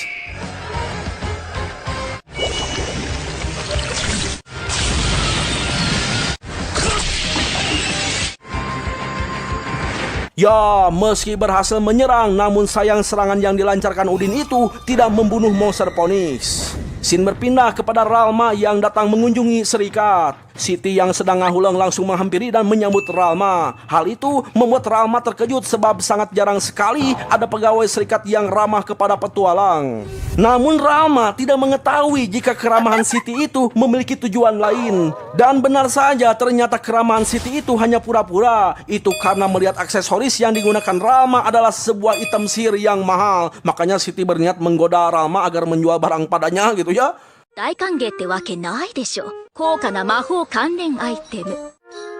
こんないいかも。 Ya, ternyata kedatangan Ralma ke Serikat yaitu untuk menemui ketua Serikat di kota Labirin. Namun karena Ralma belum membuat janji dengan ketua Serikat, bahkan berniat membunuh ketua Serikat, maka Siti menolak permintaan Ralma. Siti yang berisik membuat Ralma menjadi pusat perhatian para petualang yang berada di Serikat. 支部長室はあっちかな。 Ya, penolakan Siti membuat Ralma berniat membakar gedung Serikat agar ketua Serikat muncul di hadapannya. Tak lama tiba-tiba Ralma dihentikan oleh Hanjam. Hanjam mengira tujuan Ralma ke Serikat untuk melaporkan kejadian yang sama seperti laporan Laus. Namun kenyataannya tujuan Ralma berbeda. Lantas Ralma menanyakan tentang keberadaan para petualang yang seperti berandalan di kota. Ralma berpendapat jika mereka itu datang ke sana karena sifat acuh dari Hanjam sebagai pengurus. Ralma juga menanyakan tentang fungsi keberadaan pilar batu yang ada di setiap kota.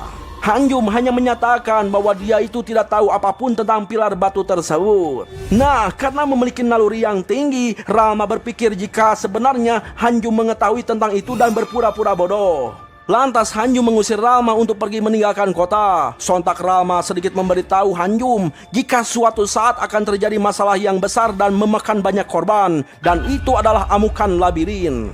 Mendengar hal itu, Hanjum jadi sedikit cemas mengenai amukan labirin. Ralma menjelaskan jika amukan labirin sangat jarang terjadi. Namun melihat dan mendengar kabar tentang apa yang telah terjadi akhir-akhir ini di kota labirin, hal itu menunjukkan tanda-tanda akan terjadi tragedi amukan labirin. Dan hal yang paling membuat khawatir adalah mutasi para monster. Ralma mengira bahwa Hanjum belum merasakan mana yang keluar dari labirin yang telah menyelimuti kota dengan jumlah yang banyak. 迷宮暴走。 Kembali pada Laus dan kawan-kawan. Mereka semua terkejut melihat monster Phoenix yang terluka tiba-tiba bermutasi. Hal itu membuat mereka bertanya-tanya sebab mutasi pada monster sangatlah langka, dan mereka malah melihat monster yang bermutasi sebanyak 2 kali. Melihat hal itu membuat Armia kembali teringat dengan traumanya, sehingga Armia jadi lemas seakan-akan berpikir pasti akan mati di sini. Melihat Armia yang mulai lemas, Lyra mencoba menenangkan Armia, sebab jika Armia memperlihatkan ketakutannya, hal itu akan membuat monster yang bermutasi menjadi lebih kuat, sama seperti monster Hydra saat itu. Lalu tiba-tiba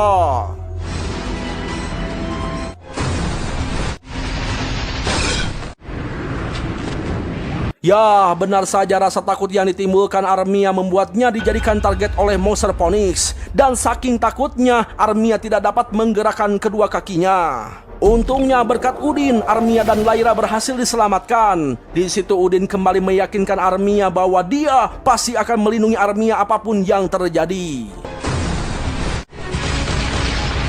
Melihat Udin yang menepati janjinya dan membutuhkan Armia untuk membunuh monster Phoenix itu, membuat Armia bangkit untuk melawan rasa takutnya dan menolak uluran tangan Lyra untuk bisa berdiri sendiri. Sementara itu, di sisi lain terlihat Ralma telah meninggalkan Serikat tanpa mendapatkan informasi apapun. Maka Ralma memutuskan untuk pergi menuju tempat pilar batu berada. Tanpa basa-basi, Ralma langsung menyalurkan sihirnya kepada pilar batu tersebut. Di sana Ralma merasakan sesuatu yang tidak biasa dari benda itu yang membuatnya penasaran. Kembali pada situasi dungeon, Narcena yang menyerang monster Phoenix dengan tinjunya sedikit panik. Itu karena sarung tangannya terbakar akibat menyentuh secara langsung monster Phoenix. Lalu ketika monster Phoenix menyerang Narcena, sontak Laus menahan serangan si monster dengan pedang. Namun seketika pedang Laus langsung meleleh. Sementara itu Armia yang fokus mengumpulkan mana dan dibantu oleh Lyra, dia berhasil menciptakan sihir Ice Arrow.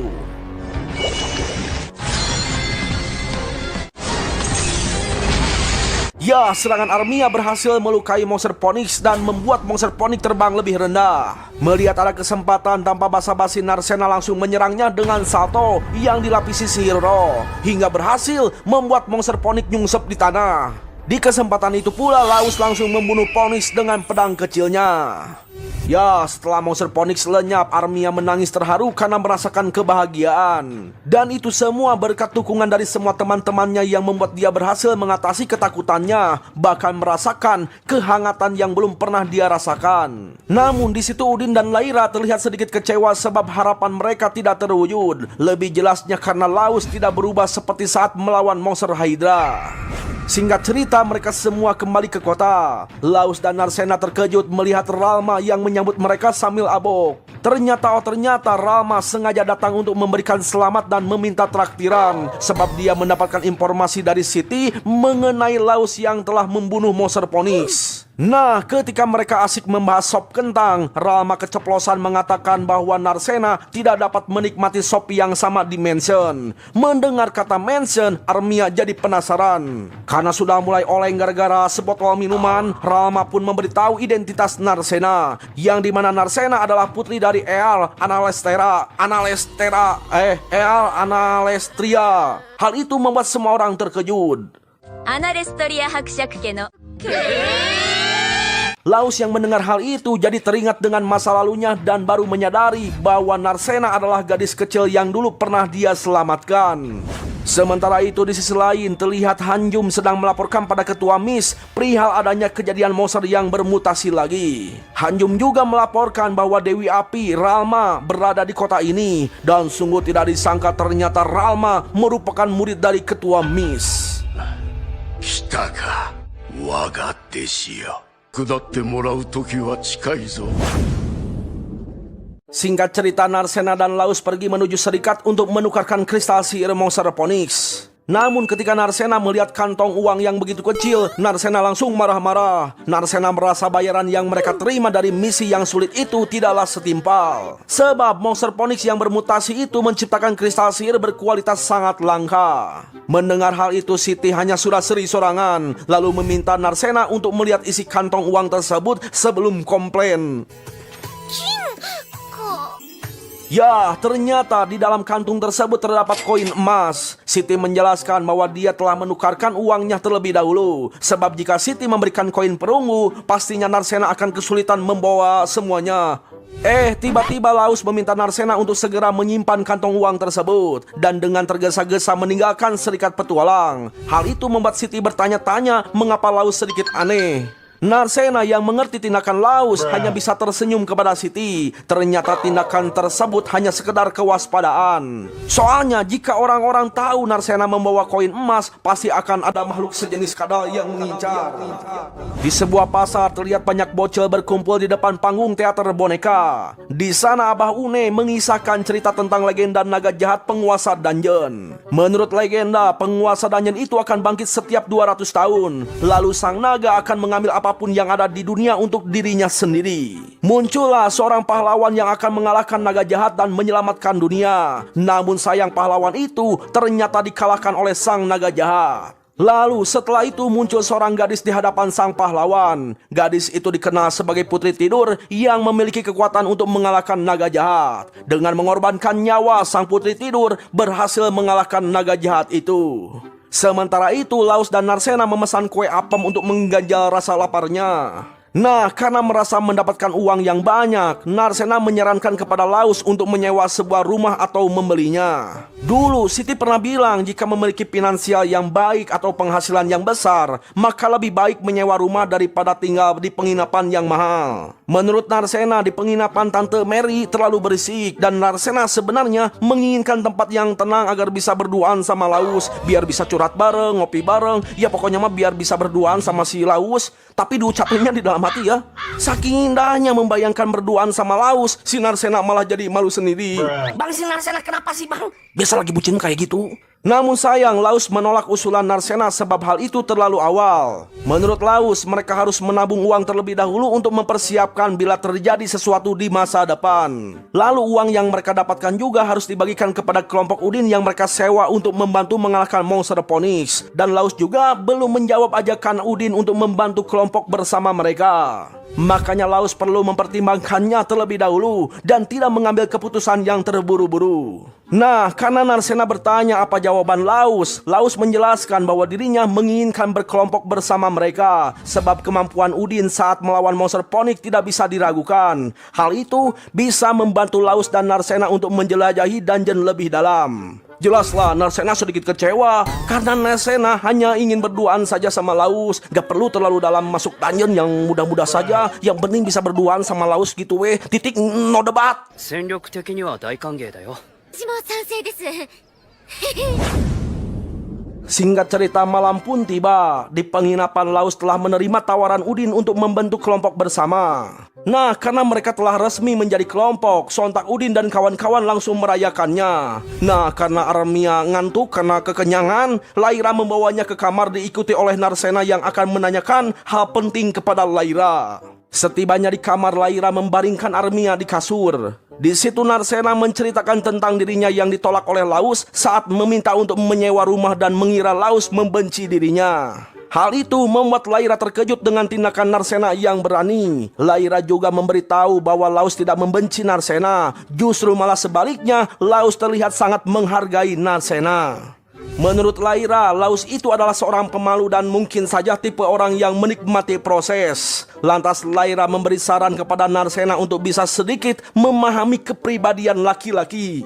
Mendengar hal itu, Narcena berpikir jika dia telah melakukan hal yang tepat dengan membicarakan hal percintaan kepada Lyra, sebab Lyra terlihat berpengalaman melakukan hal yang romantis. Ya, Lyra merasa tersanjung dengan pujian Narcena. Namun sayang, Lyra pun memiliki pengalaman yang tidak beruntung dalam percintaan. Lantas Lyra menceritakan kisah percintaannya, yang dimana Lyra juga dulu sempat mengalami hal yang sama dengan Narcena. Dia itu menyukai Udin yang tidak bisa mengekspresikan perasaannya, sehingga membuat Lyra tidak mengetahui apa yang ada di dalam pikiran si Udin. Mungkin si Udin random. Ya, Lyra juga menceritakan tentang pertemuannya dengan Udin. Mereka berdua berasal dari ibu kota dan berada di kelompok yang sama. Dengan paras cantik, body yang asoy melanhoy, banyak kadal yang mengejar Lyra.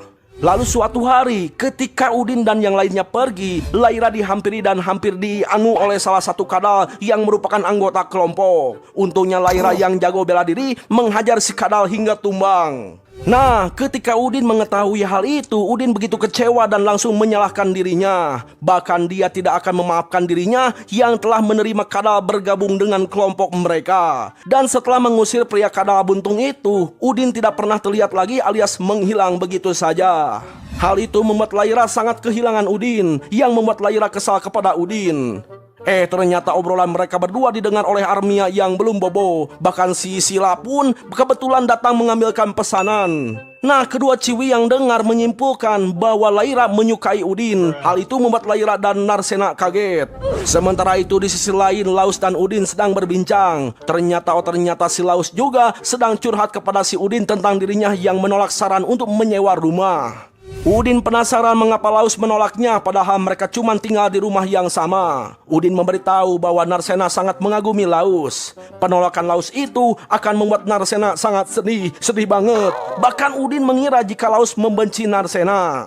Ucapan Udin langsung dibantah oleh Laus, sebab mana mungkin Laus membenci Narcena yang telah memberikan keberanian dan membuatnya melanjutkan hidup sebagai petualang. Bahkan Narcena juga datang untuk membentuk kelompok dengan Laus yang telah kehilangan kepercayaan diri. Mendengar itu, Udin menyimpulkan bahwa Laus menyukai Narcena. Langsung gosonglah itu si Laus.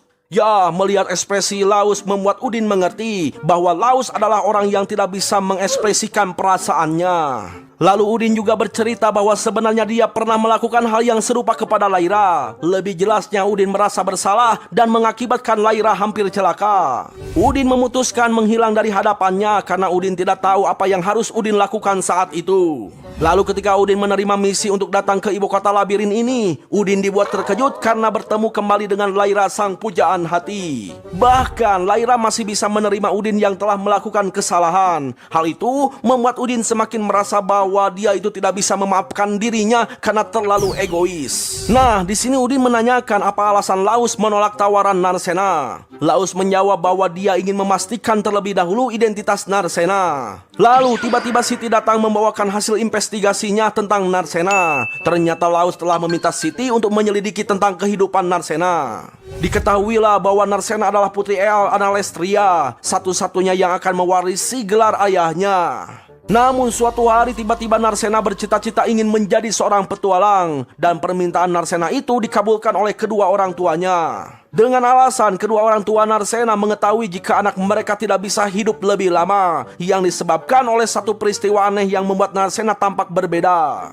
Lebih jelasnya, rambut Narcena yang awalnya pirang berubah menjadi biru dalam semalam. Nah, karena sudah mendapatkan bayaran atas informasi tersebut, Siti langsung pergi. Sementara itu, Lyra, Armia, dan Cilia yang mendengar cerita Narcena tidak menyangka jika Narcena sungguh ciwi yang berani. Sebab bagi ciwi yang pada umumnya mengambil tindakan terlebih dahulu itu sangatlah sulit. Lalu di situ Lyra berandai-andai alias berharap bisa memiliki sedikit keberanian seperti Narcena. Mendengar hal itu, Narcena, Armia, dan Cilia langsung menggusur Lyra untuk membicarakan kepada Udin. Waduh, jadi acara mak comblang nih anime. Mak comblang apaan bang? Tukang dagang bang?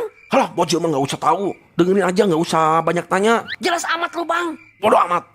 Ya, dengan malu-malu Lyra meminta Udin untuk meluangkan waktu sebentar saja. Nah, ketika mereka berdua berada di balkon yang ditemani dinginnya malam dan terangnya bintang, Lyra langsung mengutarakan perasaannya kepada Udin. Tapi si Udin malah enggak peka. Hal itu membuat Lyra sangat kesal kepada Udin. Sabar, Lyra, enggak usah buru-buru. Nah, Lyra kembali menegaskan kepada Udin bahwa dirinya meminta Udin untuk menjadi pasangannya bukan sebagai petualang, melainkan sebagai pasangan seumur hidup. Jelas si Udin langsung jadi malu.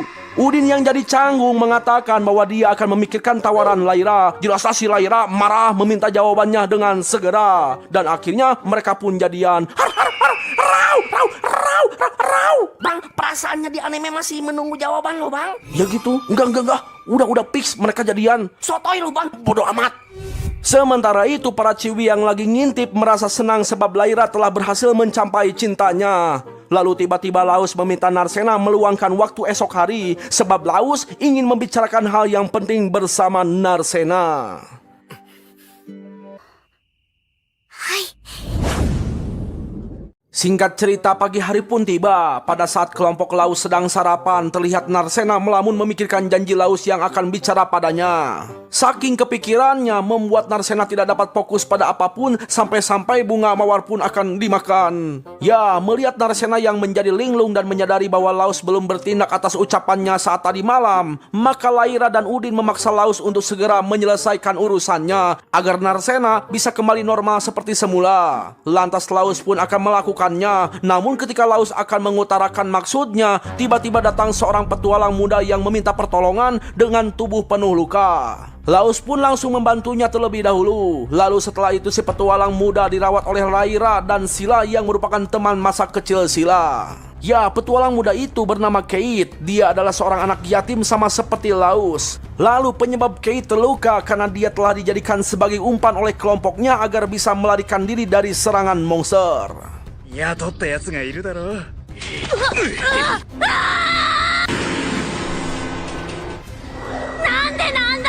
Ya, hal itu membuat Laus emosi karena dia juga pernah merasakan hal yang sama. Lantas Laus meminta maaf kepada Narcena karena akan menunda pembicaraan dan akan pergi ke Serikat Petualang terlebih dahulu.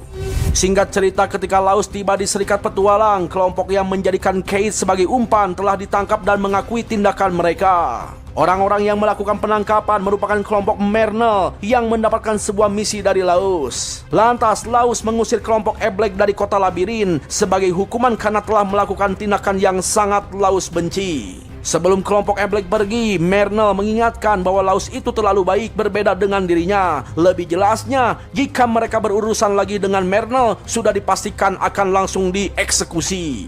Tindakan Laus dan para petualang itu membuat Siti sedikit kesal dan meminta mereka untuk tidak melakukan hal yang sama lagi. Dan Siti akan pura-pura tidak melihat apapun untuk kali ini. Hal itu membuat Mernel sedikit marah karena seharusnya tugas seperti itu adalah tugas serikat untuk menangani masalah yang dilakukan oleh kelompok petualang yang menyimpang. Sedangkan Mernel hanya berinisiatif menggantikan tugas serikat. Hal itu tidak dipungkiri oleh Siti, namun Siti di sini hanya melakukan tugas yang diberikan oleh atasannya saja. Mendengar perkataan Siti, Laus jadi heran apa yang dipikirkan pihak serikat sebenarnya.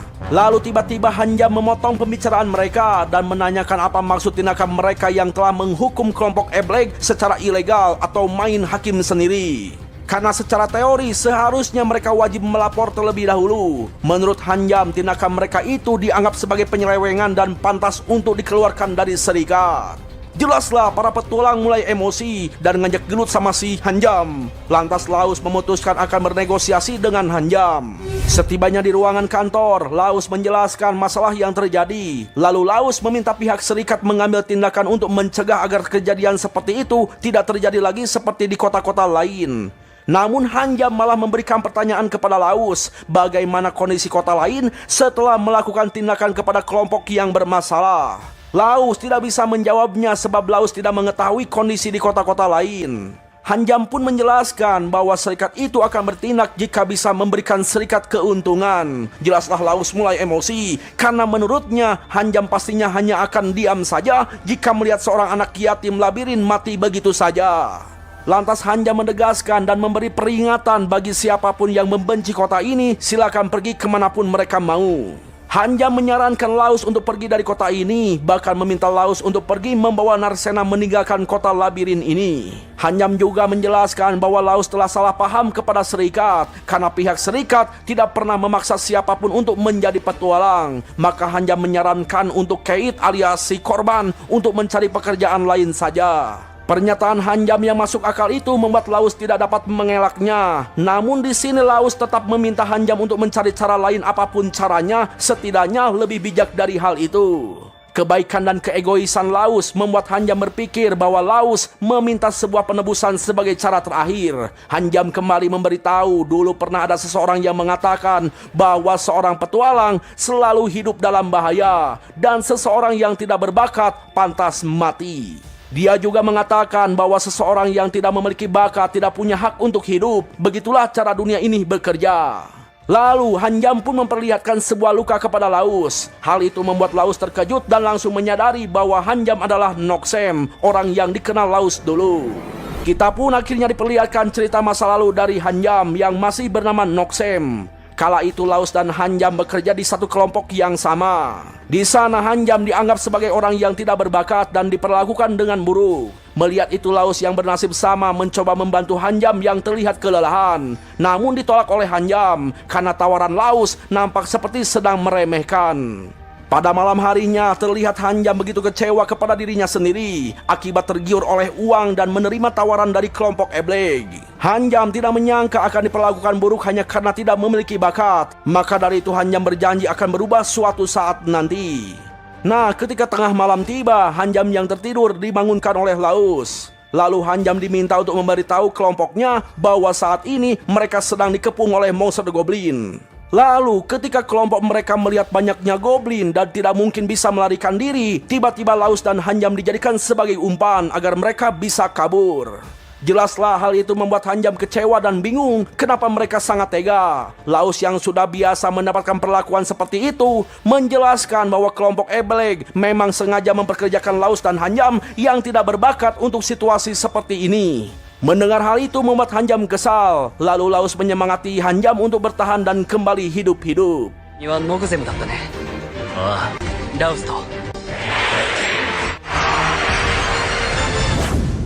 Singkat cerita, Laus dan Hanjam berhasil bersembunyi untuk menghindari para goblin. Meskipun Hanjam mendapatkan sedikit luka. Di situ Hanjam mengeluh karena dianggap tidak berbakat oleh kelompoknya dan dijadikan sebagai umpan. Namun Laus menjelaskan bahwa kelompok itu tidak akan selamat karena goblin akan memilih menyerang kelompok dengan anggota yang lebih banyak. Benar saja, tidak lama kemudian para goblin yang ada di sana mulai pada pergi setelah mendengar sinyal dari goblin lain yang menemukan kelompok Ebleg. Melihat kesempatan itu, Laos dan Hanjam langsung keluar dan akan pergi dari sana. Namun Laos sangat ingin menyelamatkan para kelompok Ebleg. Jelas Hanjum heran kok bisa-bisanya Laos masih saja memikirkan keselamatan para kelompok Ebleg. Lalu ketika Laos akan pergi, tiba-tiba Hanjam menggeram menahan rasa sakit dari lukanya. Melihat itu, Laos langsung memberikan pengobatan dengan sihir heal. Lantas Hanjam meminta Laos untuk segera melarikan diri karena seorang yang tidak memiliki bakat pantas mati, dan begitulah cara dunia ini bekerja. Laos membantah semua ucapan Hanjam karena menurutnya meskipun dunia ini memang kejam kepada mereka yang tidak memiliki bakat, namun akan selalu ada penebusan bagi mereka yang tidak berbakat, dan Laos telah menebus dirinya sendiri. Ya, berkat Laos, mereka berdua berhasil hidup hingga saat ini. Bahkan Hanjam beranggapan bahwa Laos telah memberikan penebusan kepada dirinya yang tidak berbakat. Lalu setelah kejadian itu, mereka kehilangan kontak dan banyak yang terjadi kepada Hanjam. Hanjam juga tidak sengaja bertemu dengan Miss dan dijadikan sebagai muridnya. Hingga Hanjam kini menjadi seorang yang berbakat dan menjadi wakil ketua serikat. Ya, di sini Hanjam nampak seperti telah mengetahui apa yang akan terjadi di dalam kota. Maka untuk membalas hutang budi kepada Laos, Hanjam selalu meminta Laos untuk pergi meninggalkan kota labirin tanpa memberitahukan alasan sebenarnya. Laos pun keluar dari ruangan, lalu mengabarkan bahwa negosiasinya telah gagal. Tiba-tiba Siti meminta Laos dan Mernel untuk berdiskusi di dalam gudang. Di sana, Siti memberitahu mereka berdua bahwa sebenarnya beberapa anggota serikat menolak sikap dari ketua dan wakil ketua serikat. Karena ketua yang bernama Miss itu belum lama menjabat sebagai ketua serikat, maka terjadi perselisihan antara staf senior. Lalu, karena perilaku ketua dan wakil ketua yang acuh tak acuh perihal situasi dungeon saat ini, hal itu membuat Siti kerepotan dan harus bertindak sendiri. Maka dari itu, Siti memberikan sebuah misi rahasia kepada Laos dan Mernel untuk membasmi monster yang ada di sekitar kota. Siti juga akan membeli batu kristal yang mereka dapatkan dengan harga lebih tinggi, meskipun itu adalah uang pribadi miliknya. Laos dan Mernel tidak menyangka Siti yang terkenal sebagai ciwi yang pelit rela menggunakan uangnya.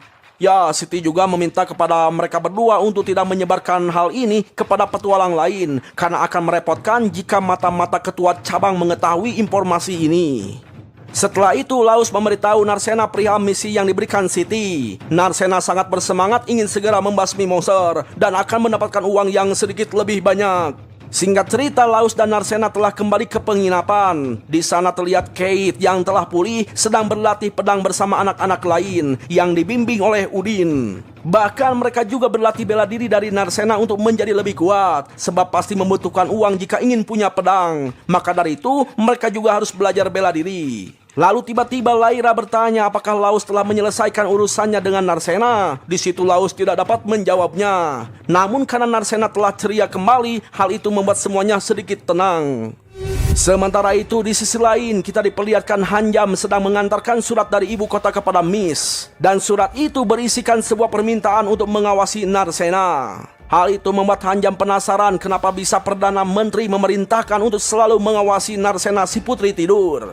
Lantas Miss menjelaskan kepada Hanjam bahwa cerita tentang putri tidur yang mengalahkan naga jahat adalah sebuah kebenaran, bukan hanya sekedar dongeng saja. Dan sebagai bukti Narsena adalah putri tidur, yaitu rambutnya yang berubah menjadi biru. Dengan kata lain, Narsena adalah ciwi yang terpilih untuk mengalahkan naga jahat. 我流を鎮めることのできるナルセーナなのじゃ。絶対の存在。 Esok hari pagi pun tiba. Laos bersama kelompoknya berpatroli di luar kota. Lalu mereka melihat segerombolan goblin sedang menuju kota. Di situ mereka memikirkan cara terbaik untuk membunuh monster goblin tersebut. Laos pun memutuskan akan membunuh gerombolan goblin secara langsung dari arah depan. Itu karena Laos ingin memastikan tidak ada goblin yang berhasil kabur dan sembunyi. Lantas mereka langsung bergegas mengambil jalan memutar untuk mencegat para goblin dari arah depan. Nah, ketika akan tiba di depan para goblin, tiba-tiba Laos dan Narsena terkejut melihat sebuah delman yang tergeletak di depan mereka. Ternyata area yang mereka lewati itu adalah tempat pertama pertemuan antara Laos dan Narsena. Hal itu membuat mereka berdua mengingat kembali kejadian di masa lalu. Hal itu juga membuat mereka berdua percaya diri karena mereka yang sekarang telah berbeda dengan mereka di masa lalu.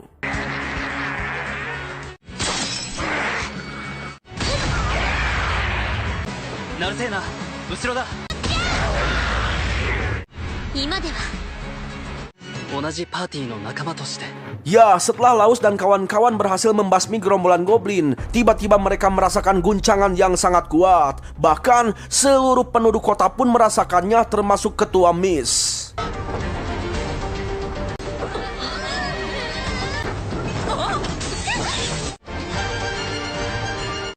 始まったか。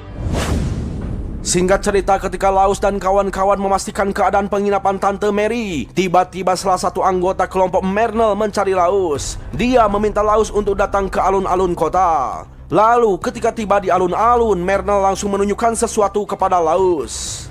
あれだよ。あんたらに助けを求めたってわけだ。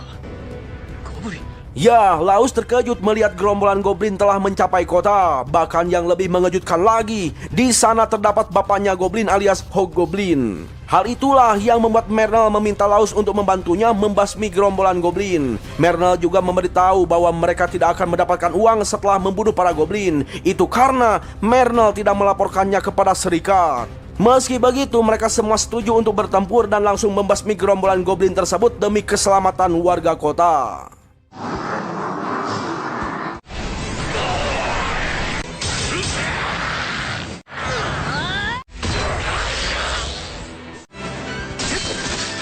Namun di sini Laos dan para petualang sangat terkejut ketika melihat monster yang bermutasi dapat berbicara bahasa manusia. Sebab hal itu sangat tidak mungkin terjadi meskipun monster tersebut telah bermutasi. Lalu ketika salah satu Hobgoblin akan menghilang, si goblin memperingatkan kepada para petualang bahwa seluruh manusia akan dimusnahkan tanpa sisa. Nah, setelah Hobgoblin itu musnah, tiba-tiba salah satu petualang menghampiri mereka, lalu memberikan informasi bahwa telah muncul gerombolan monster di depan pintu dungeon dengan jumlah yang sangat banyak. Benar saja, ketika dicek, segerombolan monster mulai keluar dengan jumlah yang sangat banyak. Melihat hal itu, Laos langsung memutuskan untuk mundur dan mengumpulkan seluruh petualang.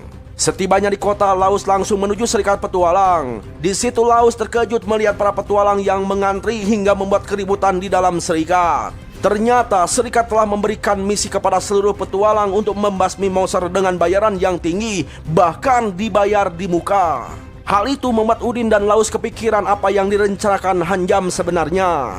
Tiba-tiba Rama datang ikut nimbrung. Hal itu membuat Laos mengerti bahwa Rama pasti mengetahui tentang amukan dungeon. Mendengar itu, Siti langsung menunjukkan catatan tentang amukan dungeon. Nah, ternyata amukan dungeon merupakan sebuah insiden luapan monster di dalam dungeon dengan jumlah yang besar. Lalu dalam sejarah secara normal, amukan dungeon itu akan terjadi selama 12 jam. Namun di sana juga tercatat bahwa ada kejadian di mana para monster yang keluar dari dungeon selama beberapa hari. Lalu apabila di dekat dungeon terdapat sebuah kota, maka sudah dipastikan kota tersebut akan dimusnahkan oleh para monster. Hal itu disebabkan oleh akumulasi energi sihir yang meluap dari dalam dungeon. Dan cara untuk mencegah itu adalah dengan membunuh para monster secara berkala. Namun anehnya, mengapa di kota Mardat ini malah terjadi amukan dungeon? Sebab selama ini, kota Mardat selalu dipenuhi oleh para petualang yang membasmi monster secara berkala di dalam dungeon untuk mengurangi energi sihir. Hal itu membuat mereka kebingungan. Singkat cerita, Laos meminta seluruh penduduk membuat sebuah dinding dari perabotan rumah. Laos berharap hal itu bisa mencegah para monster menyerang penduduk. Karena jika tidak begitu, para petualang pasti akan kewalahan dan pastinya akan ada banyak korban jiwa. Terlihat Mernel tengah memarahi para bocil yang berniat ikut bertarung melawan monster. Demi keselamatan para bocil yang belum waktunya untuk berperang, Mernel meminta mereka bertarung dengan cara yang lain, yaitu dengan menjadi support bagi para petualang mendapatkan informasi atau menyelamatkan penduduk yang terluka. Mernel berharap para bocil menerima tugas itu. Ya, tindakan para bocil mengingatkan Mernel dan Laos dengan masa-masa di usia mereka. Lalu tiba-tiba monster goblin telah memasuki kota. Sontak para petualang langsung menjebak mereka dengan menutup pintu gerbang menggunakan tumpukan perabotan yang masih dicicil. Setelah itu mereka langsung membasmi para monster.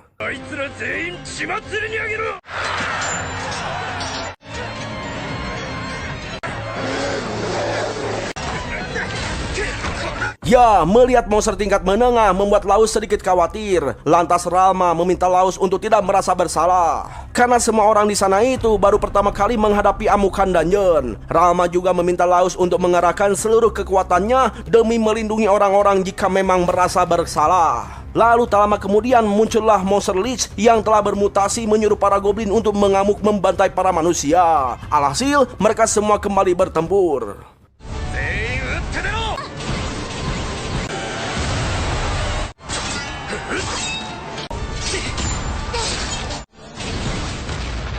Ya, serangan monster goblin terus-menerus berdatangan, membuat para petualang kelelahan dan banyak yang terluka. Lalu, ketika gerombolan monster goblin kembali muncul, di situ Laus dan Udin langsung berniat menghadapi mereka secara langsung.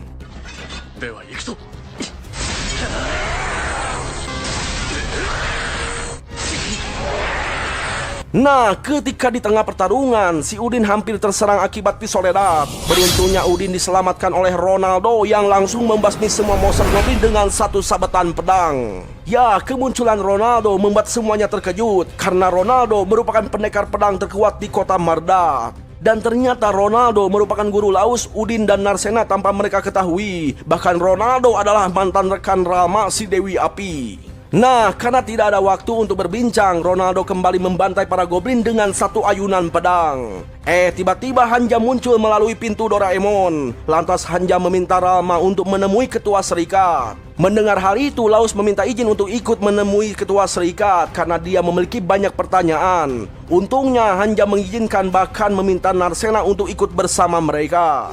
Nah, ketika dalam perjalanan, Ralma meminta Laus untuk tidak melakukan tindakan bodoh, sebab Miss bukanlah tandingan Laus. Tapi ketika pintu ruangan ketua serikat terbuka, sontak Ralma langsung menyerang ketua serikat dengan penuh dendam. Hal itu membuat Miss sedikit kecewa dengan perlakuan Ralma kepada gurunya sendiri. Jelas saja Laus tidak menyangka ternyata gurunya merupakan murid Miss, dan hal yang paling mengejutkan di sini ternyata Miss merupakan seorang elf. 相変わらずじゃな、ラルマよ。 Ya, di sini Ralma membenarkan bahwa Miss adalah gurunya. Ralma juga menjelaskan bahwa bangsa elf merupakan ras yang ahli menggunakan sihir. Dan Miss merupakan elf yang telah hidup lebih dari 6 abad dan menguasai banyak sihir. Dengan kata lain, Miss merupakan magus yang jauh lebih kuat dari Ralma. Di situ Narcena sedikit takut karena terus diperhatikan oleh Miss. Hal itu membuat Laus mencoba menenangkannya. Setelah itu, tanpa basa-basi, Ralma langsung menanyakan apa maksud Miss memanggil mereka. Ya, perlakuan dingin Ralma kembali membuat Miss sedikit kecewa. Lantas Miss langsung menggunakan sihirnya mengeluarkan meja bundar. Itu karena diskusi mereka akan sedikit panjang. Singkat cerita, setelah menceritakan suatu hal, Ralma, Laus, dan Narcena menyadari bahwa sebenarnya Miss dan Hanjam telah mengetahui tentang amukan dungeon. Hal itu membuat Laus agak emosi karena pihak serikat terus berdiam diri saja setelah mengetahui apa yang akan terjadi. Namun hal itu dibantah oleh Hanjam karena setelah memberikan peringatan apa yang akan mereka lakukan. Sebab Hanjam dan Miss tidak mengetahui dengan pasti kapan amukan dungeon akan terjadi. Maka dari itu, Hanjam selalu mengusir petualang yang protes kepada serikat. Lalu pihak serikat juga selalu diam saat banyak petualang bermasalah mendatangi kota Mardat. Lantas mereka memutuskan untuk bermaksud mengorbankan para petualang bermasalah ketika amukan dungeon terjadi. Itu karena mereka mendapatkan perintah untuk tetap bungkam oleh seseorang yang memiliki kekuasaan yang sangat tinggi, bahkan lebih tinggi dari serikat ibu kota. Dan alasan mereka melakukan itu adalah untuk membuat kota yang lebih jauh dari dungeon. Ya, hal itu membuat Laus dan Narcena terkejut. Lantas Ralma memberitahu kepada Laus tentang pilar putih yang ada di kota Mardat. Pilar tersebut merupakan sebuah benda yang telah disiapkan oleh Miss untuk melindungi kota Mardat. Di kesempatan itu Miss menawarkan sebuah kesepakatan kepada Ralma yang memiliki jumlah mana yang besar, yang dimana Ralma harus mengaktifkan pilar tersebut dengan mana yang dia miliki. Lalu sebagai imbalannya, Hanjam dan Miss akan berusaha mengalahkan bos dungeon secepat mungkin bagaimanapun caranya. Nah, karena tawaran tersebut masuk akal dan demi keselamatan warga, Ralma menyetujuinya alias bersedia menjadi penyumbang mana sihir. Setelah itu, Laus dan Narcena mengantarkan Ralma menuju bangunan pusat seluruh pilar putih tersebut. Lalu setelah membuka segelnya, Rama memasuki ruangan sambil mengucapkan perpisahan kepada Laus. Tidak lupa juga Rama mengingatkan Laus untuk berhati-hati kepada Miss. Hal itu membuat Laus menyadari sesuatu yang sulit diterima olehnya. 光の壁。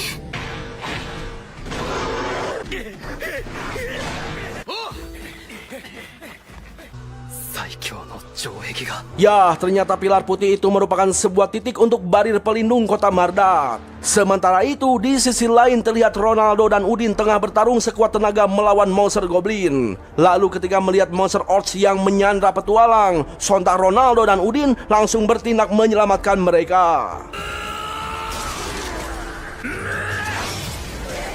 Dan berkat para petualang yang kembali setelah berhasil selamat dari monster di luar kota, Udin bisa menghela napas sejenak. Lalu di situ Ronaldo melihat barir di atas mereka dan penasaran siapakah yang menciptakan barir tersebut. Tak lama kemudian tibalah Laus dan Narsena. Mereka berdua langsung menjelaskan alasan terciptanya barir yang melindungi kota tersebut. Di mana barir tersebut tercipta dari manasir milik Rama yang mengorbankan dirinya untuk melindungi kota Mardat. Namun terlihat jelas bahwa Laus sangat khawatir kepada gurunya yang mengorbankan diri. Itu karena jika Hanjam dan Miss memakan waktu lama untuk mengalahkan bos dungeon, maka sudah dipastikan bahwa Rama akan mati akibat kehabisan manasir yang disedot secara paksa. Lalu tiba-tiba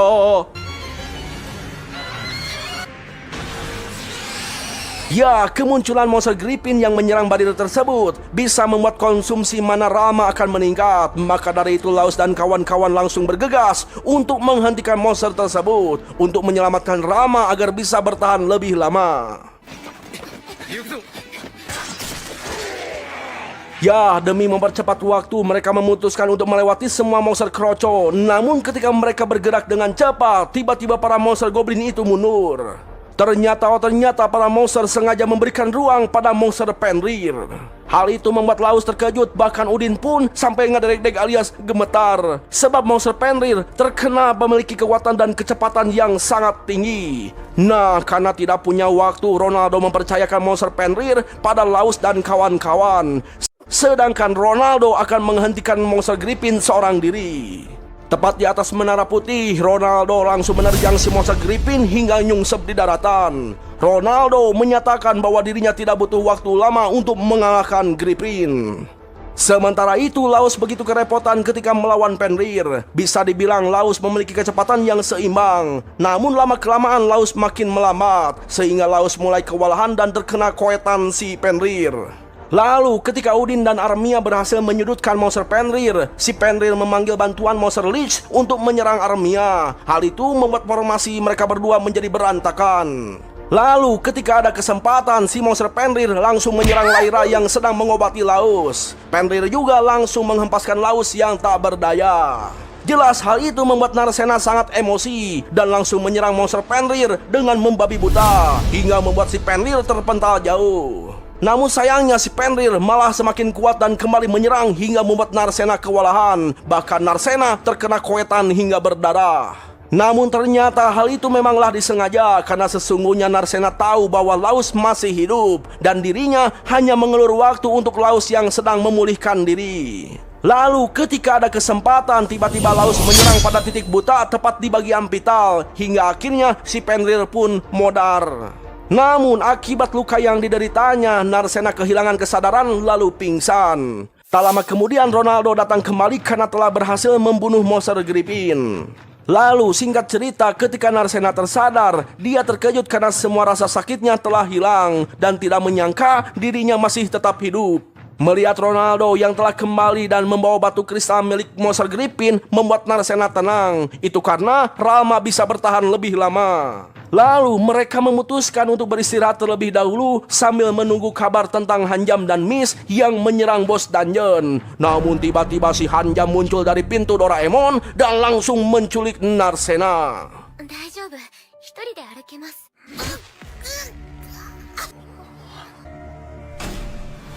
待て、どうしてナルセナを、くそ。 Sementara itu di alun-alun kota, pasukan Mernel telah membasmi semua monster yang memasuki kota.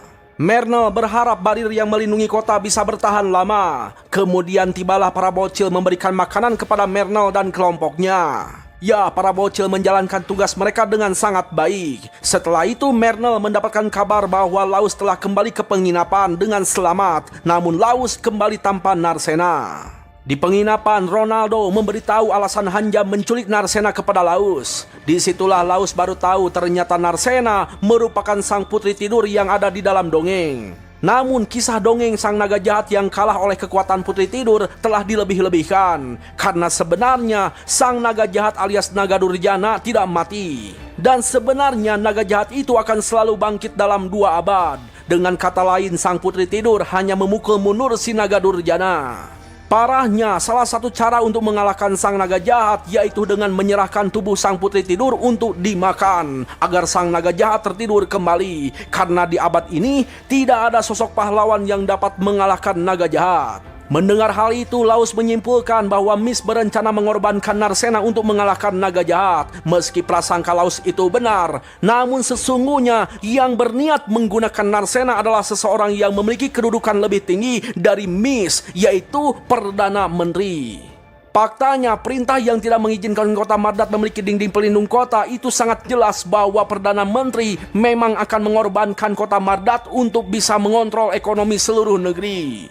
Maka untuk meminimalisir kehancuran kota Mardat, Mist membangun pilar-pilar tinggi di sekitar kota Mardat tanpa sepengetahuan Perdana Menteri. Namun tetap saja Rama dan Narcena harus memberikan pengorbanan. Mendengar hal itu membuat Laus dan kawan-kawan memutuskan untuk segera menyelamatkan Narcena yang ada kemungkinan Narcena akan dibawa ke dungeon terdalam, sebuah area yang belum terjamah oleh siapapun. 他に方法はなさそうですね。もちろん。はい。 Sementara itu di sisi lain terlihat Narcena tanpa basa-basi langsung menyerang Mist. Namun sayang serangan Narcena dihentikan dengan mudah oleh Mist. Setelah itu Mist tiba-tiba meminta Narcena menjelaskan pengetahuannya tentang kisah naga jahat.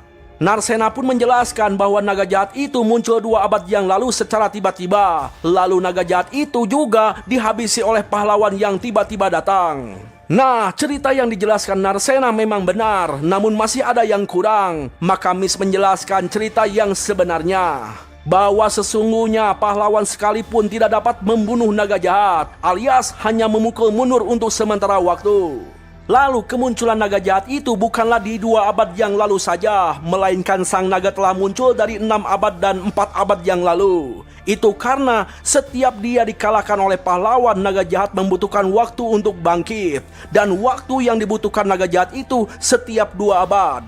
Kebangkitan naga jahat juga telah dipastikan akan bangkit di kota Mardat ini. Lantas Narcena bertanya di mana keberadaan sang pahlawan yang akan mengalahkan naga jahat di zaman sekarang. Sayangnya di zaman sekarang tidak muncul sosok pahlawan. Maka Mist menjelaskan alasan dia menculik Narcena, yaitu karena Narcena adalah anak Ciwi yang terpilih sebagai putri tidur, sesuai dengan apa yang didongengkan. Dan dengan mengorbankan putri tidur, maka naga jahat dapat tertidur kembali selama 2 abad. Hal itu membuat Narcena paham mengapa orang tuanya membiarkan dia menjadi seorang petualang. Itu karena mereka telah mengetahui bahwa naga jahat akan bangkit dan putri sematawayang mereka telah terpilih menjadi putri tidur yang dapat mengalahkan naga jahat itu. Setelah perbincangan selesai, Narcena dibawa ke dungeon terdalam. Setibanya di dungeon terdalam, Narcena terkejut melihat sosok monster Cyclops di hadapannya. Narcena penasaran mengapa Mist bisa mengetahui bahwa area itu adalah lantai terdalam dungeon. Ya, ternyata Mist dan Hanjam pernah menjelajahi dungeon terdalam itu. Lalu tak lama kemudian Laus dan kawan-kawan tiba di area tersebut. Melihat Narcena yang masih hidup, Laus langsung menghampirinya. Namun tiba-tiba para monster Cyclops datang menghadang. Meski begitu, Laus tetap menerobos bahkan mengalahkan para monster Cyclops dalam sekejap. Jelas semuanya langsung terkejut karena ternyata Laus sangatlah overpower. Setelah itu Mist menyerahkan Narcena dan menyambut kedatangan Laus berserta kawan-kawan. Karena sesungguhnya Mist memang telah menunggu kedatangan mereka. Jelas hal itu membuat Laus bingung. Ya, Mist menjelaskan bahwa dia itu tidak ingin menggunakan cara yang digunakan oleh Perdana Menteri, melainkan Mist berencana menggunakan Narcena, Rama, dan yang lainnya untuk mengalahkan penguasa dungeon di dungeon terdalam. Hal itu justru membuat Laos dan Ronaldo tambah kesal kepada Miss yang egois. Lantas Miss memberitahu bahwa dia akan membantu mereka. Lalu penguasa dungeon juga wajib dikalahkan oleh Laos dan kawan-kawan. Itu karena seorang elf tidak boleh melakukannya bahkan ras lain sekalipun, sebab mereka tidak menerima belas kasih dewa dan akan menemui kehancuran. Nah, karena dunia saat ini adalah era Laos dan kawan-kawan, maka wajib bagi mereka untuk mengalahkan penguasa dungeon, dan hal itu bisa mencegah naga jahat bangkit. Meski tidak bisa mempercayai Miss, Laos tetap akan melakukannya demi menyelamatkan penduduk kota Mardat, terutama Narsena dan Ralma. Nah, sebelum Miss memancing penguasa dungeon muncul, di situ Miss menjelaskan bahwa naga jahat itu berada di dunia yang berbeda. Demi kebangkitannya, sang naga jahat membutuhkan energi sihir yang sangat amat melimpah. Lalu, tugas yang mengumpulkan energi sihir itu adalah para monster dari dalam dungeon. Lantas energi sihir itu akan dikirimkan oleh penguasa dungeon kepada sang naga jahat. Maka untuk mencegah itu, mereka harus mengalahkan penguasa dungeon. Lalu, naga jahat yang tidak mendapatkan energi sihir akan menggunakan penguasa dungeon lain demi kebangkitannya. Hal itu akan membuat mereka mendapatkan sesuatu yang sangat berharga, yaitu waktu. Setelah memberikan penjelasan tersebut, Miss memancing sang penguasa dungeon keluar. Sontak semuanya langsung bersiap dalam posisi bertarung, dan... さあ存分に戦うがいい。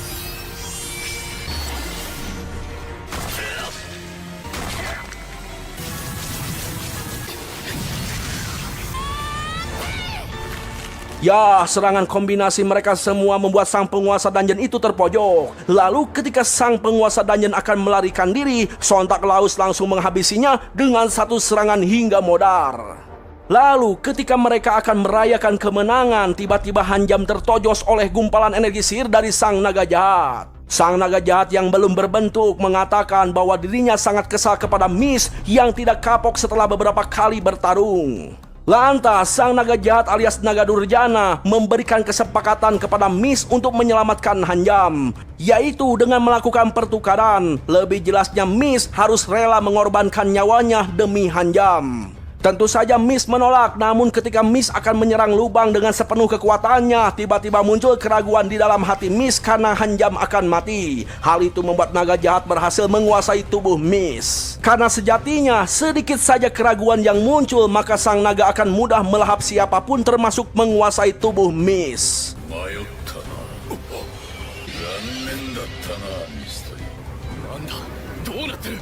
Ya, setelah menguasai tubuh Miss, sang naga jahat langsung pergi menuju kota untuk mendapatkan lebih banyak kekuatan yang tercipta dari ketakutan para penduduk. Nah, ketika Laos akan memberikan pengobatan kepada Hanjam, Hanjam meminta untuk menyelamatkan Miss terlebih dahulu sambil memberikan alat sihir pintu Doraemon. Dan dengan menggunakan pintu Doraemon, Laos dan kawan-kawan langsung sampai di depan kota Mardat. Terlihat sang naga jahat telah tiba di atas kota Mardat. Melihat kota yang diselimuti sebuah barir, tanpa basa-basi sang naga jahat langsung menyerang barir tersebut menggunakan sihir pohon jambu yang merambat perlahan tapi pasti. ラウストよまずいぞこれ。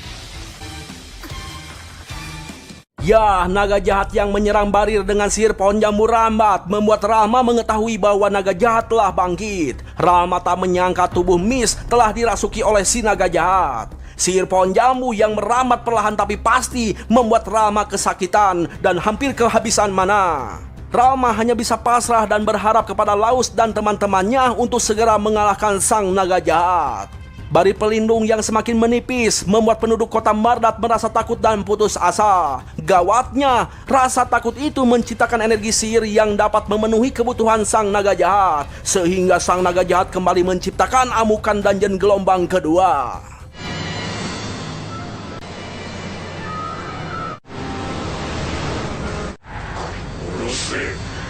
迷宮暴走の第2波が Sementara itu di dalam kota, Mernel terkejut setelah mendapatkan laporan bahwa jumlah monster gelombang kedua tidak dapat dipastikan alias terlampau banyak. Hal itu membuat semua orang makin ketakutan. Para bocil juga mulai panik karena mereka tidak tahu sampai kapan barir tersebut bisa bertahan. Kemunculan monster membuat Ronaldo sedikit cemas. Itu karena hal itu bisa membuat Rama kelelahan mengatur mana dan bahkan bisa kehilangan nyawanya. Sementara itu Laos sedang berusaha mengobati Hanjam yang terluka parah dengan sihir penyembuhnya. Luka yang diterima Hanjam itu tidak mudah untuk disembuhkan karena naga jahat menyerang dengan gumpalan mana. Lalu ketika Hanjam sadarkan diri, sontak Hanjam meminta Laos untuk memaafkan kelakuan Miss. Itu karena bagi Hanjam, Miss merupakan seseorang yang sangat berharga. Hanjam sadar bahwa dirinya yang merupakan anak yatim selalu mendapat perlakuan keji dari orang-orang. Namun berbeda dengan Miss, beliau memperlakukan Hanjam dengan sangat baik meski bukan siapa-siapa. Bahkan mengajarkan Hanjam bagaimana cara bertahan hidup dengan benar. Hanjam juga sadar bahwa dirinya sudah dimanfaatkan oleh Miss, yang dimana Miss harus menyembunyikan identitasnya sebagai elf dan membutuhkan seorang manusia untuk menjadi kaki tangannya. Meski begitu, Hanjam tetap menganggap Miss sebagai ayahnya sendiri. Lalu ketika teringat Miss yang ragu saat menyerang naga jahat karena Hanjam terancam kematian, hal itu membuat Hanjam bahagia karena telah dianggap sebagai orang yang berarti. Lantas Laos menegaskan bahwa dirinya juga menganggap Hanjam berharga, alias sudah dianggap teman sejak dulu. Akhirnya Hanjam mengungkapkan bahwa dirinya juga telah menganggap Laos sebagai teman. Makanya Hanjam selalu mengusir Laos dari kota demi keselamatan Laos. Tiba-tiba Narcena mengatakan bahwa yang Hanjam lakukan itu tidaklah tepat. Sebab sebagai seorang teman, seharusnya Hanjam berkata dengan jujur dan tidak banyak menutupi apapun. Ucapan Narcena membuat Hanjam sadar arti dari sebuah pertemanan yang sesungguhnya. Namun Hanjam sudah putus asa dengan kehidupannya karena berpikiran bahwa inilah ganjaran sebagai anak yatim yang tak berguna. Lantas Narcena meminta Laos untuk tetap menyembuhkannya dan berharap Hanjam tetap hidup karena Hanjam masih punya kewajiban untuk bertanggung jawab. Sementara itu di sisi lain terlihat Mernel memimpin para petualang untuk menyerang monster di luar dari barir. Ternyata para petualang itu bergerak atas dasar uang yang disiapkan Siti. Waduh, si Siti pintar juga ya bikin orang semangat. Karena semua orang suka duit, Bang. Salah lu, bukan suka tapi butuh. Sama aja, Bang. Awalnya butuh, Bang. Lama-lama jadi suka, Bang. Udah, jangan dulu muncul. Ini situasinya lagi tegang. Ya, melihat itu Ronaldo dan kawan-kawan langsung memutuskan untuk menyerang naga jahat. Namun di sini Laos meminta Narcena untuk tidak ikut menyerang. Itu karena Narcena adalah putri tidur dan Laos tidak ingin membuat Narcena menjadi perhatian naga jahat. Lantas semuanya kecuali Narcena berada di posisi siap tempur. Sontak sang naga jahat mulai memunculkan pohon jambu rambatnya. Udin dan Ronaldo berusaha membukakan jalan. Dengan kerjasama Armia, Laos berhasil mendekati naga jahat untuk menyerangnya. Namun sayangnya Laos tidak berhasil mencapai sang naga jahat. Yang ada Laos malah tertojos hingga terjatuh bersimbah darah. Hal itu membuat semua orang terkejut. Melihat Kakangda tercintanya terluka, jelas Narcena sangat greget, namun ia tidak bisa membantah perintah Laos. Lantas Hanjam meminta Narcena untuk pergi ke sana agar tidak menyesal di kemudian hari. Sontak saja Narcena langsung menghampiri Laos yang telah terkapar tak berdaya.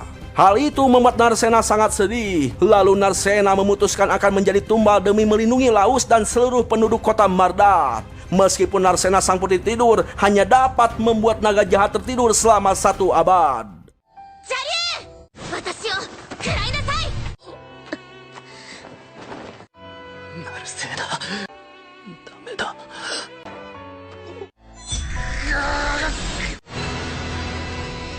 Ya, melihat Narcena akan dilahap, tiba-tiba Laos berubah menjadi sosok yang tidak terkendali. Hal itu membuat naga jahat terkejut, bahkan tidak sanggup melawan Laos yang terlalu kuat.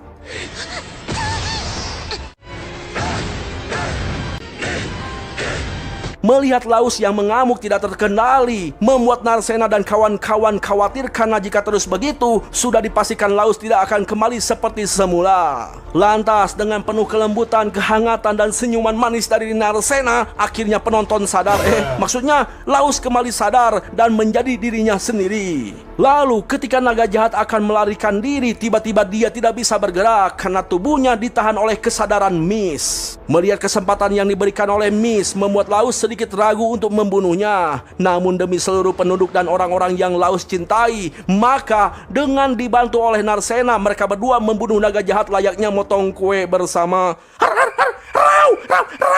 Bang, serius, Bang. Ini lagi tegang, Bang. Jangan bercanda, Bang. Maaf. Ya, sang naga jahat akhirnya kembali ke alamnya. Namun sedihnya Miss kini menjadi korban. Sebelum Miss pergi ke Isekai, Hanja mengungkapkan bahwa Miss sudah dianggap sebagai ayahnya sendiri. Tak lama Miss menghembuskan napas terakhir sambil tersenyum. Saat ini seluruh monster telah kembali ke dalam dungeon dan amukan dungeon pun terhenti. Sementara itu Ronaldo langsung menjemput Ralma karena telah berjanji akan melindungi apapun yang terjadi. Nah, di sisi lain kita diperlihatkan sedikit bebenguk si Perdana Menteri yang mendapatkan laporan tentang kematian Miss. Laporan itu juga merupakan berita kemenangan dari tragedi naga jahat dan mengatakan bahwa Narcena selamat berkat Laus. しばしの眠りにつき変わる存在ではあるまいな。 Hari-hari pun berlalu. Di serikat Siti nampak kaget karena menerima tawaran menjadi ketua serikat. Awalnya Siti ragu untuk mengambilnya gitu ya. Namun setelah dibisikkan gaji yang wow, sontak saja Siti dengan tegasnya siap melaksanakan tugas apapun sebagai ketua serikat. Rau. Sementara itu di penginapan Tante Mary, terlihat Udin sangat terkejut setelah tahu bahwa Ronaldo ternyata mengetahui kekuatan tersembunyi milik Laus. Ronaldo juga meminta Udin untuk tidak terlibat terlalu dalam, karena hal itu sudah menjadi urusan serikat pusat. Hal itu juga membuat aliansi Laus dan Udin telah usai. Malam harinya Laus pun akhirnya membicarakan soal yang belum sempat ia katakan, yaitu mengutarakan niatnya untuk mengembara dan menjadi lebih kuat karena Laus tahu bahwa naga jahat akan bangkit kembali suatu saat nanti. Lantas dengan sedikit uga-uga, Laus meminta Narcena untuk ikut berpetualang bersama alias berdua. Jelaslah Narcena langsung menerima tawaran tersebut karena sesungguhnya Narcena datang ke kota Mardat adalah demi bisa bersama Laus. さんとパーティーを組むために来たんです。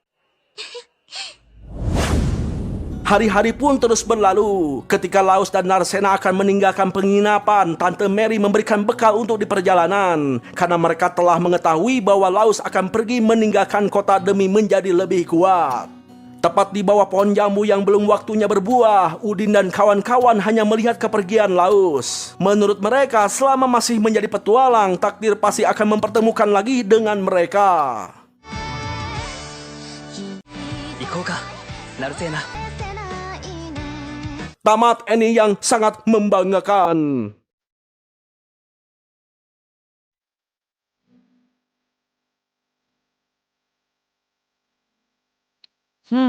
Gimana ya menurut kalian anime ini bro? Boleh jujur nggak ya? Mohon maaf ya, jujur saja ya, menurut gue anime ini agak kurang ya. Gimana ya bilangnya ya? Ya mungkin kalian bisa tonton animenya secara langsung biar tahu gitu. Tapi bro, meski begitu gue dapat pesan moral yang bagus. Dari animenya langsung udah ada pesannya bro. Orang hebat itu 1% bakat, 99% usaha. Yang artinya jangan pernah menyerah karena takdir, karena masa depan itu tidak ada yang tahu bro. Percayalah, tidak ada usaha yang mengkhianati hasil. Tapi gue cuma mengingatkan, serajin apapun kalian berusaha, jangan hanya sekedar rajin. Kalian juga harus berkembang, berusahalah untuk berkembang. Semua akan percuma jika kalian hanya sekedar rajin. Yo, bye-bye.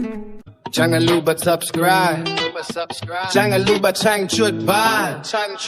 Dari dimensi anime tembus ke Donghua, sajikan cerita video sepenuhnya. Ini alur bang ultra beda dari yang lain. Kalian bisa nonton detail kita play videonya. Lo yang di sana nonton santai aja, gue yang gas storynya siap berkelana. Ambil kopi dulu kita gas sampai kelar. Spam emoticon biar suasana makin liar. Kalau relate share teman tangga apa bebaskan aja. Bahasan lengkap bukan sekadar asumsi liar. Asli darah cerita kita beda dari yang biasa. Jangan skip momennya, tangkap esensinya. Bang ultra bawa sensasi tak terduga.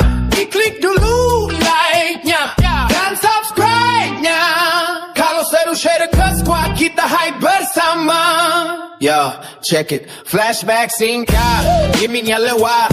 Lu senyum tipis diem gue yang tepat. Mata panda edit video gak kelar-kelar. Tapi demi story semangat kita terus berkobar. 1, 2, 1, 2, 1, 2 lanjut baang.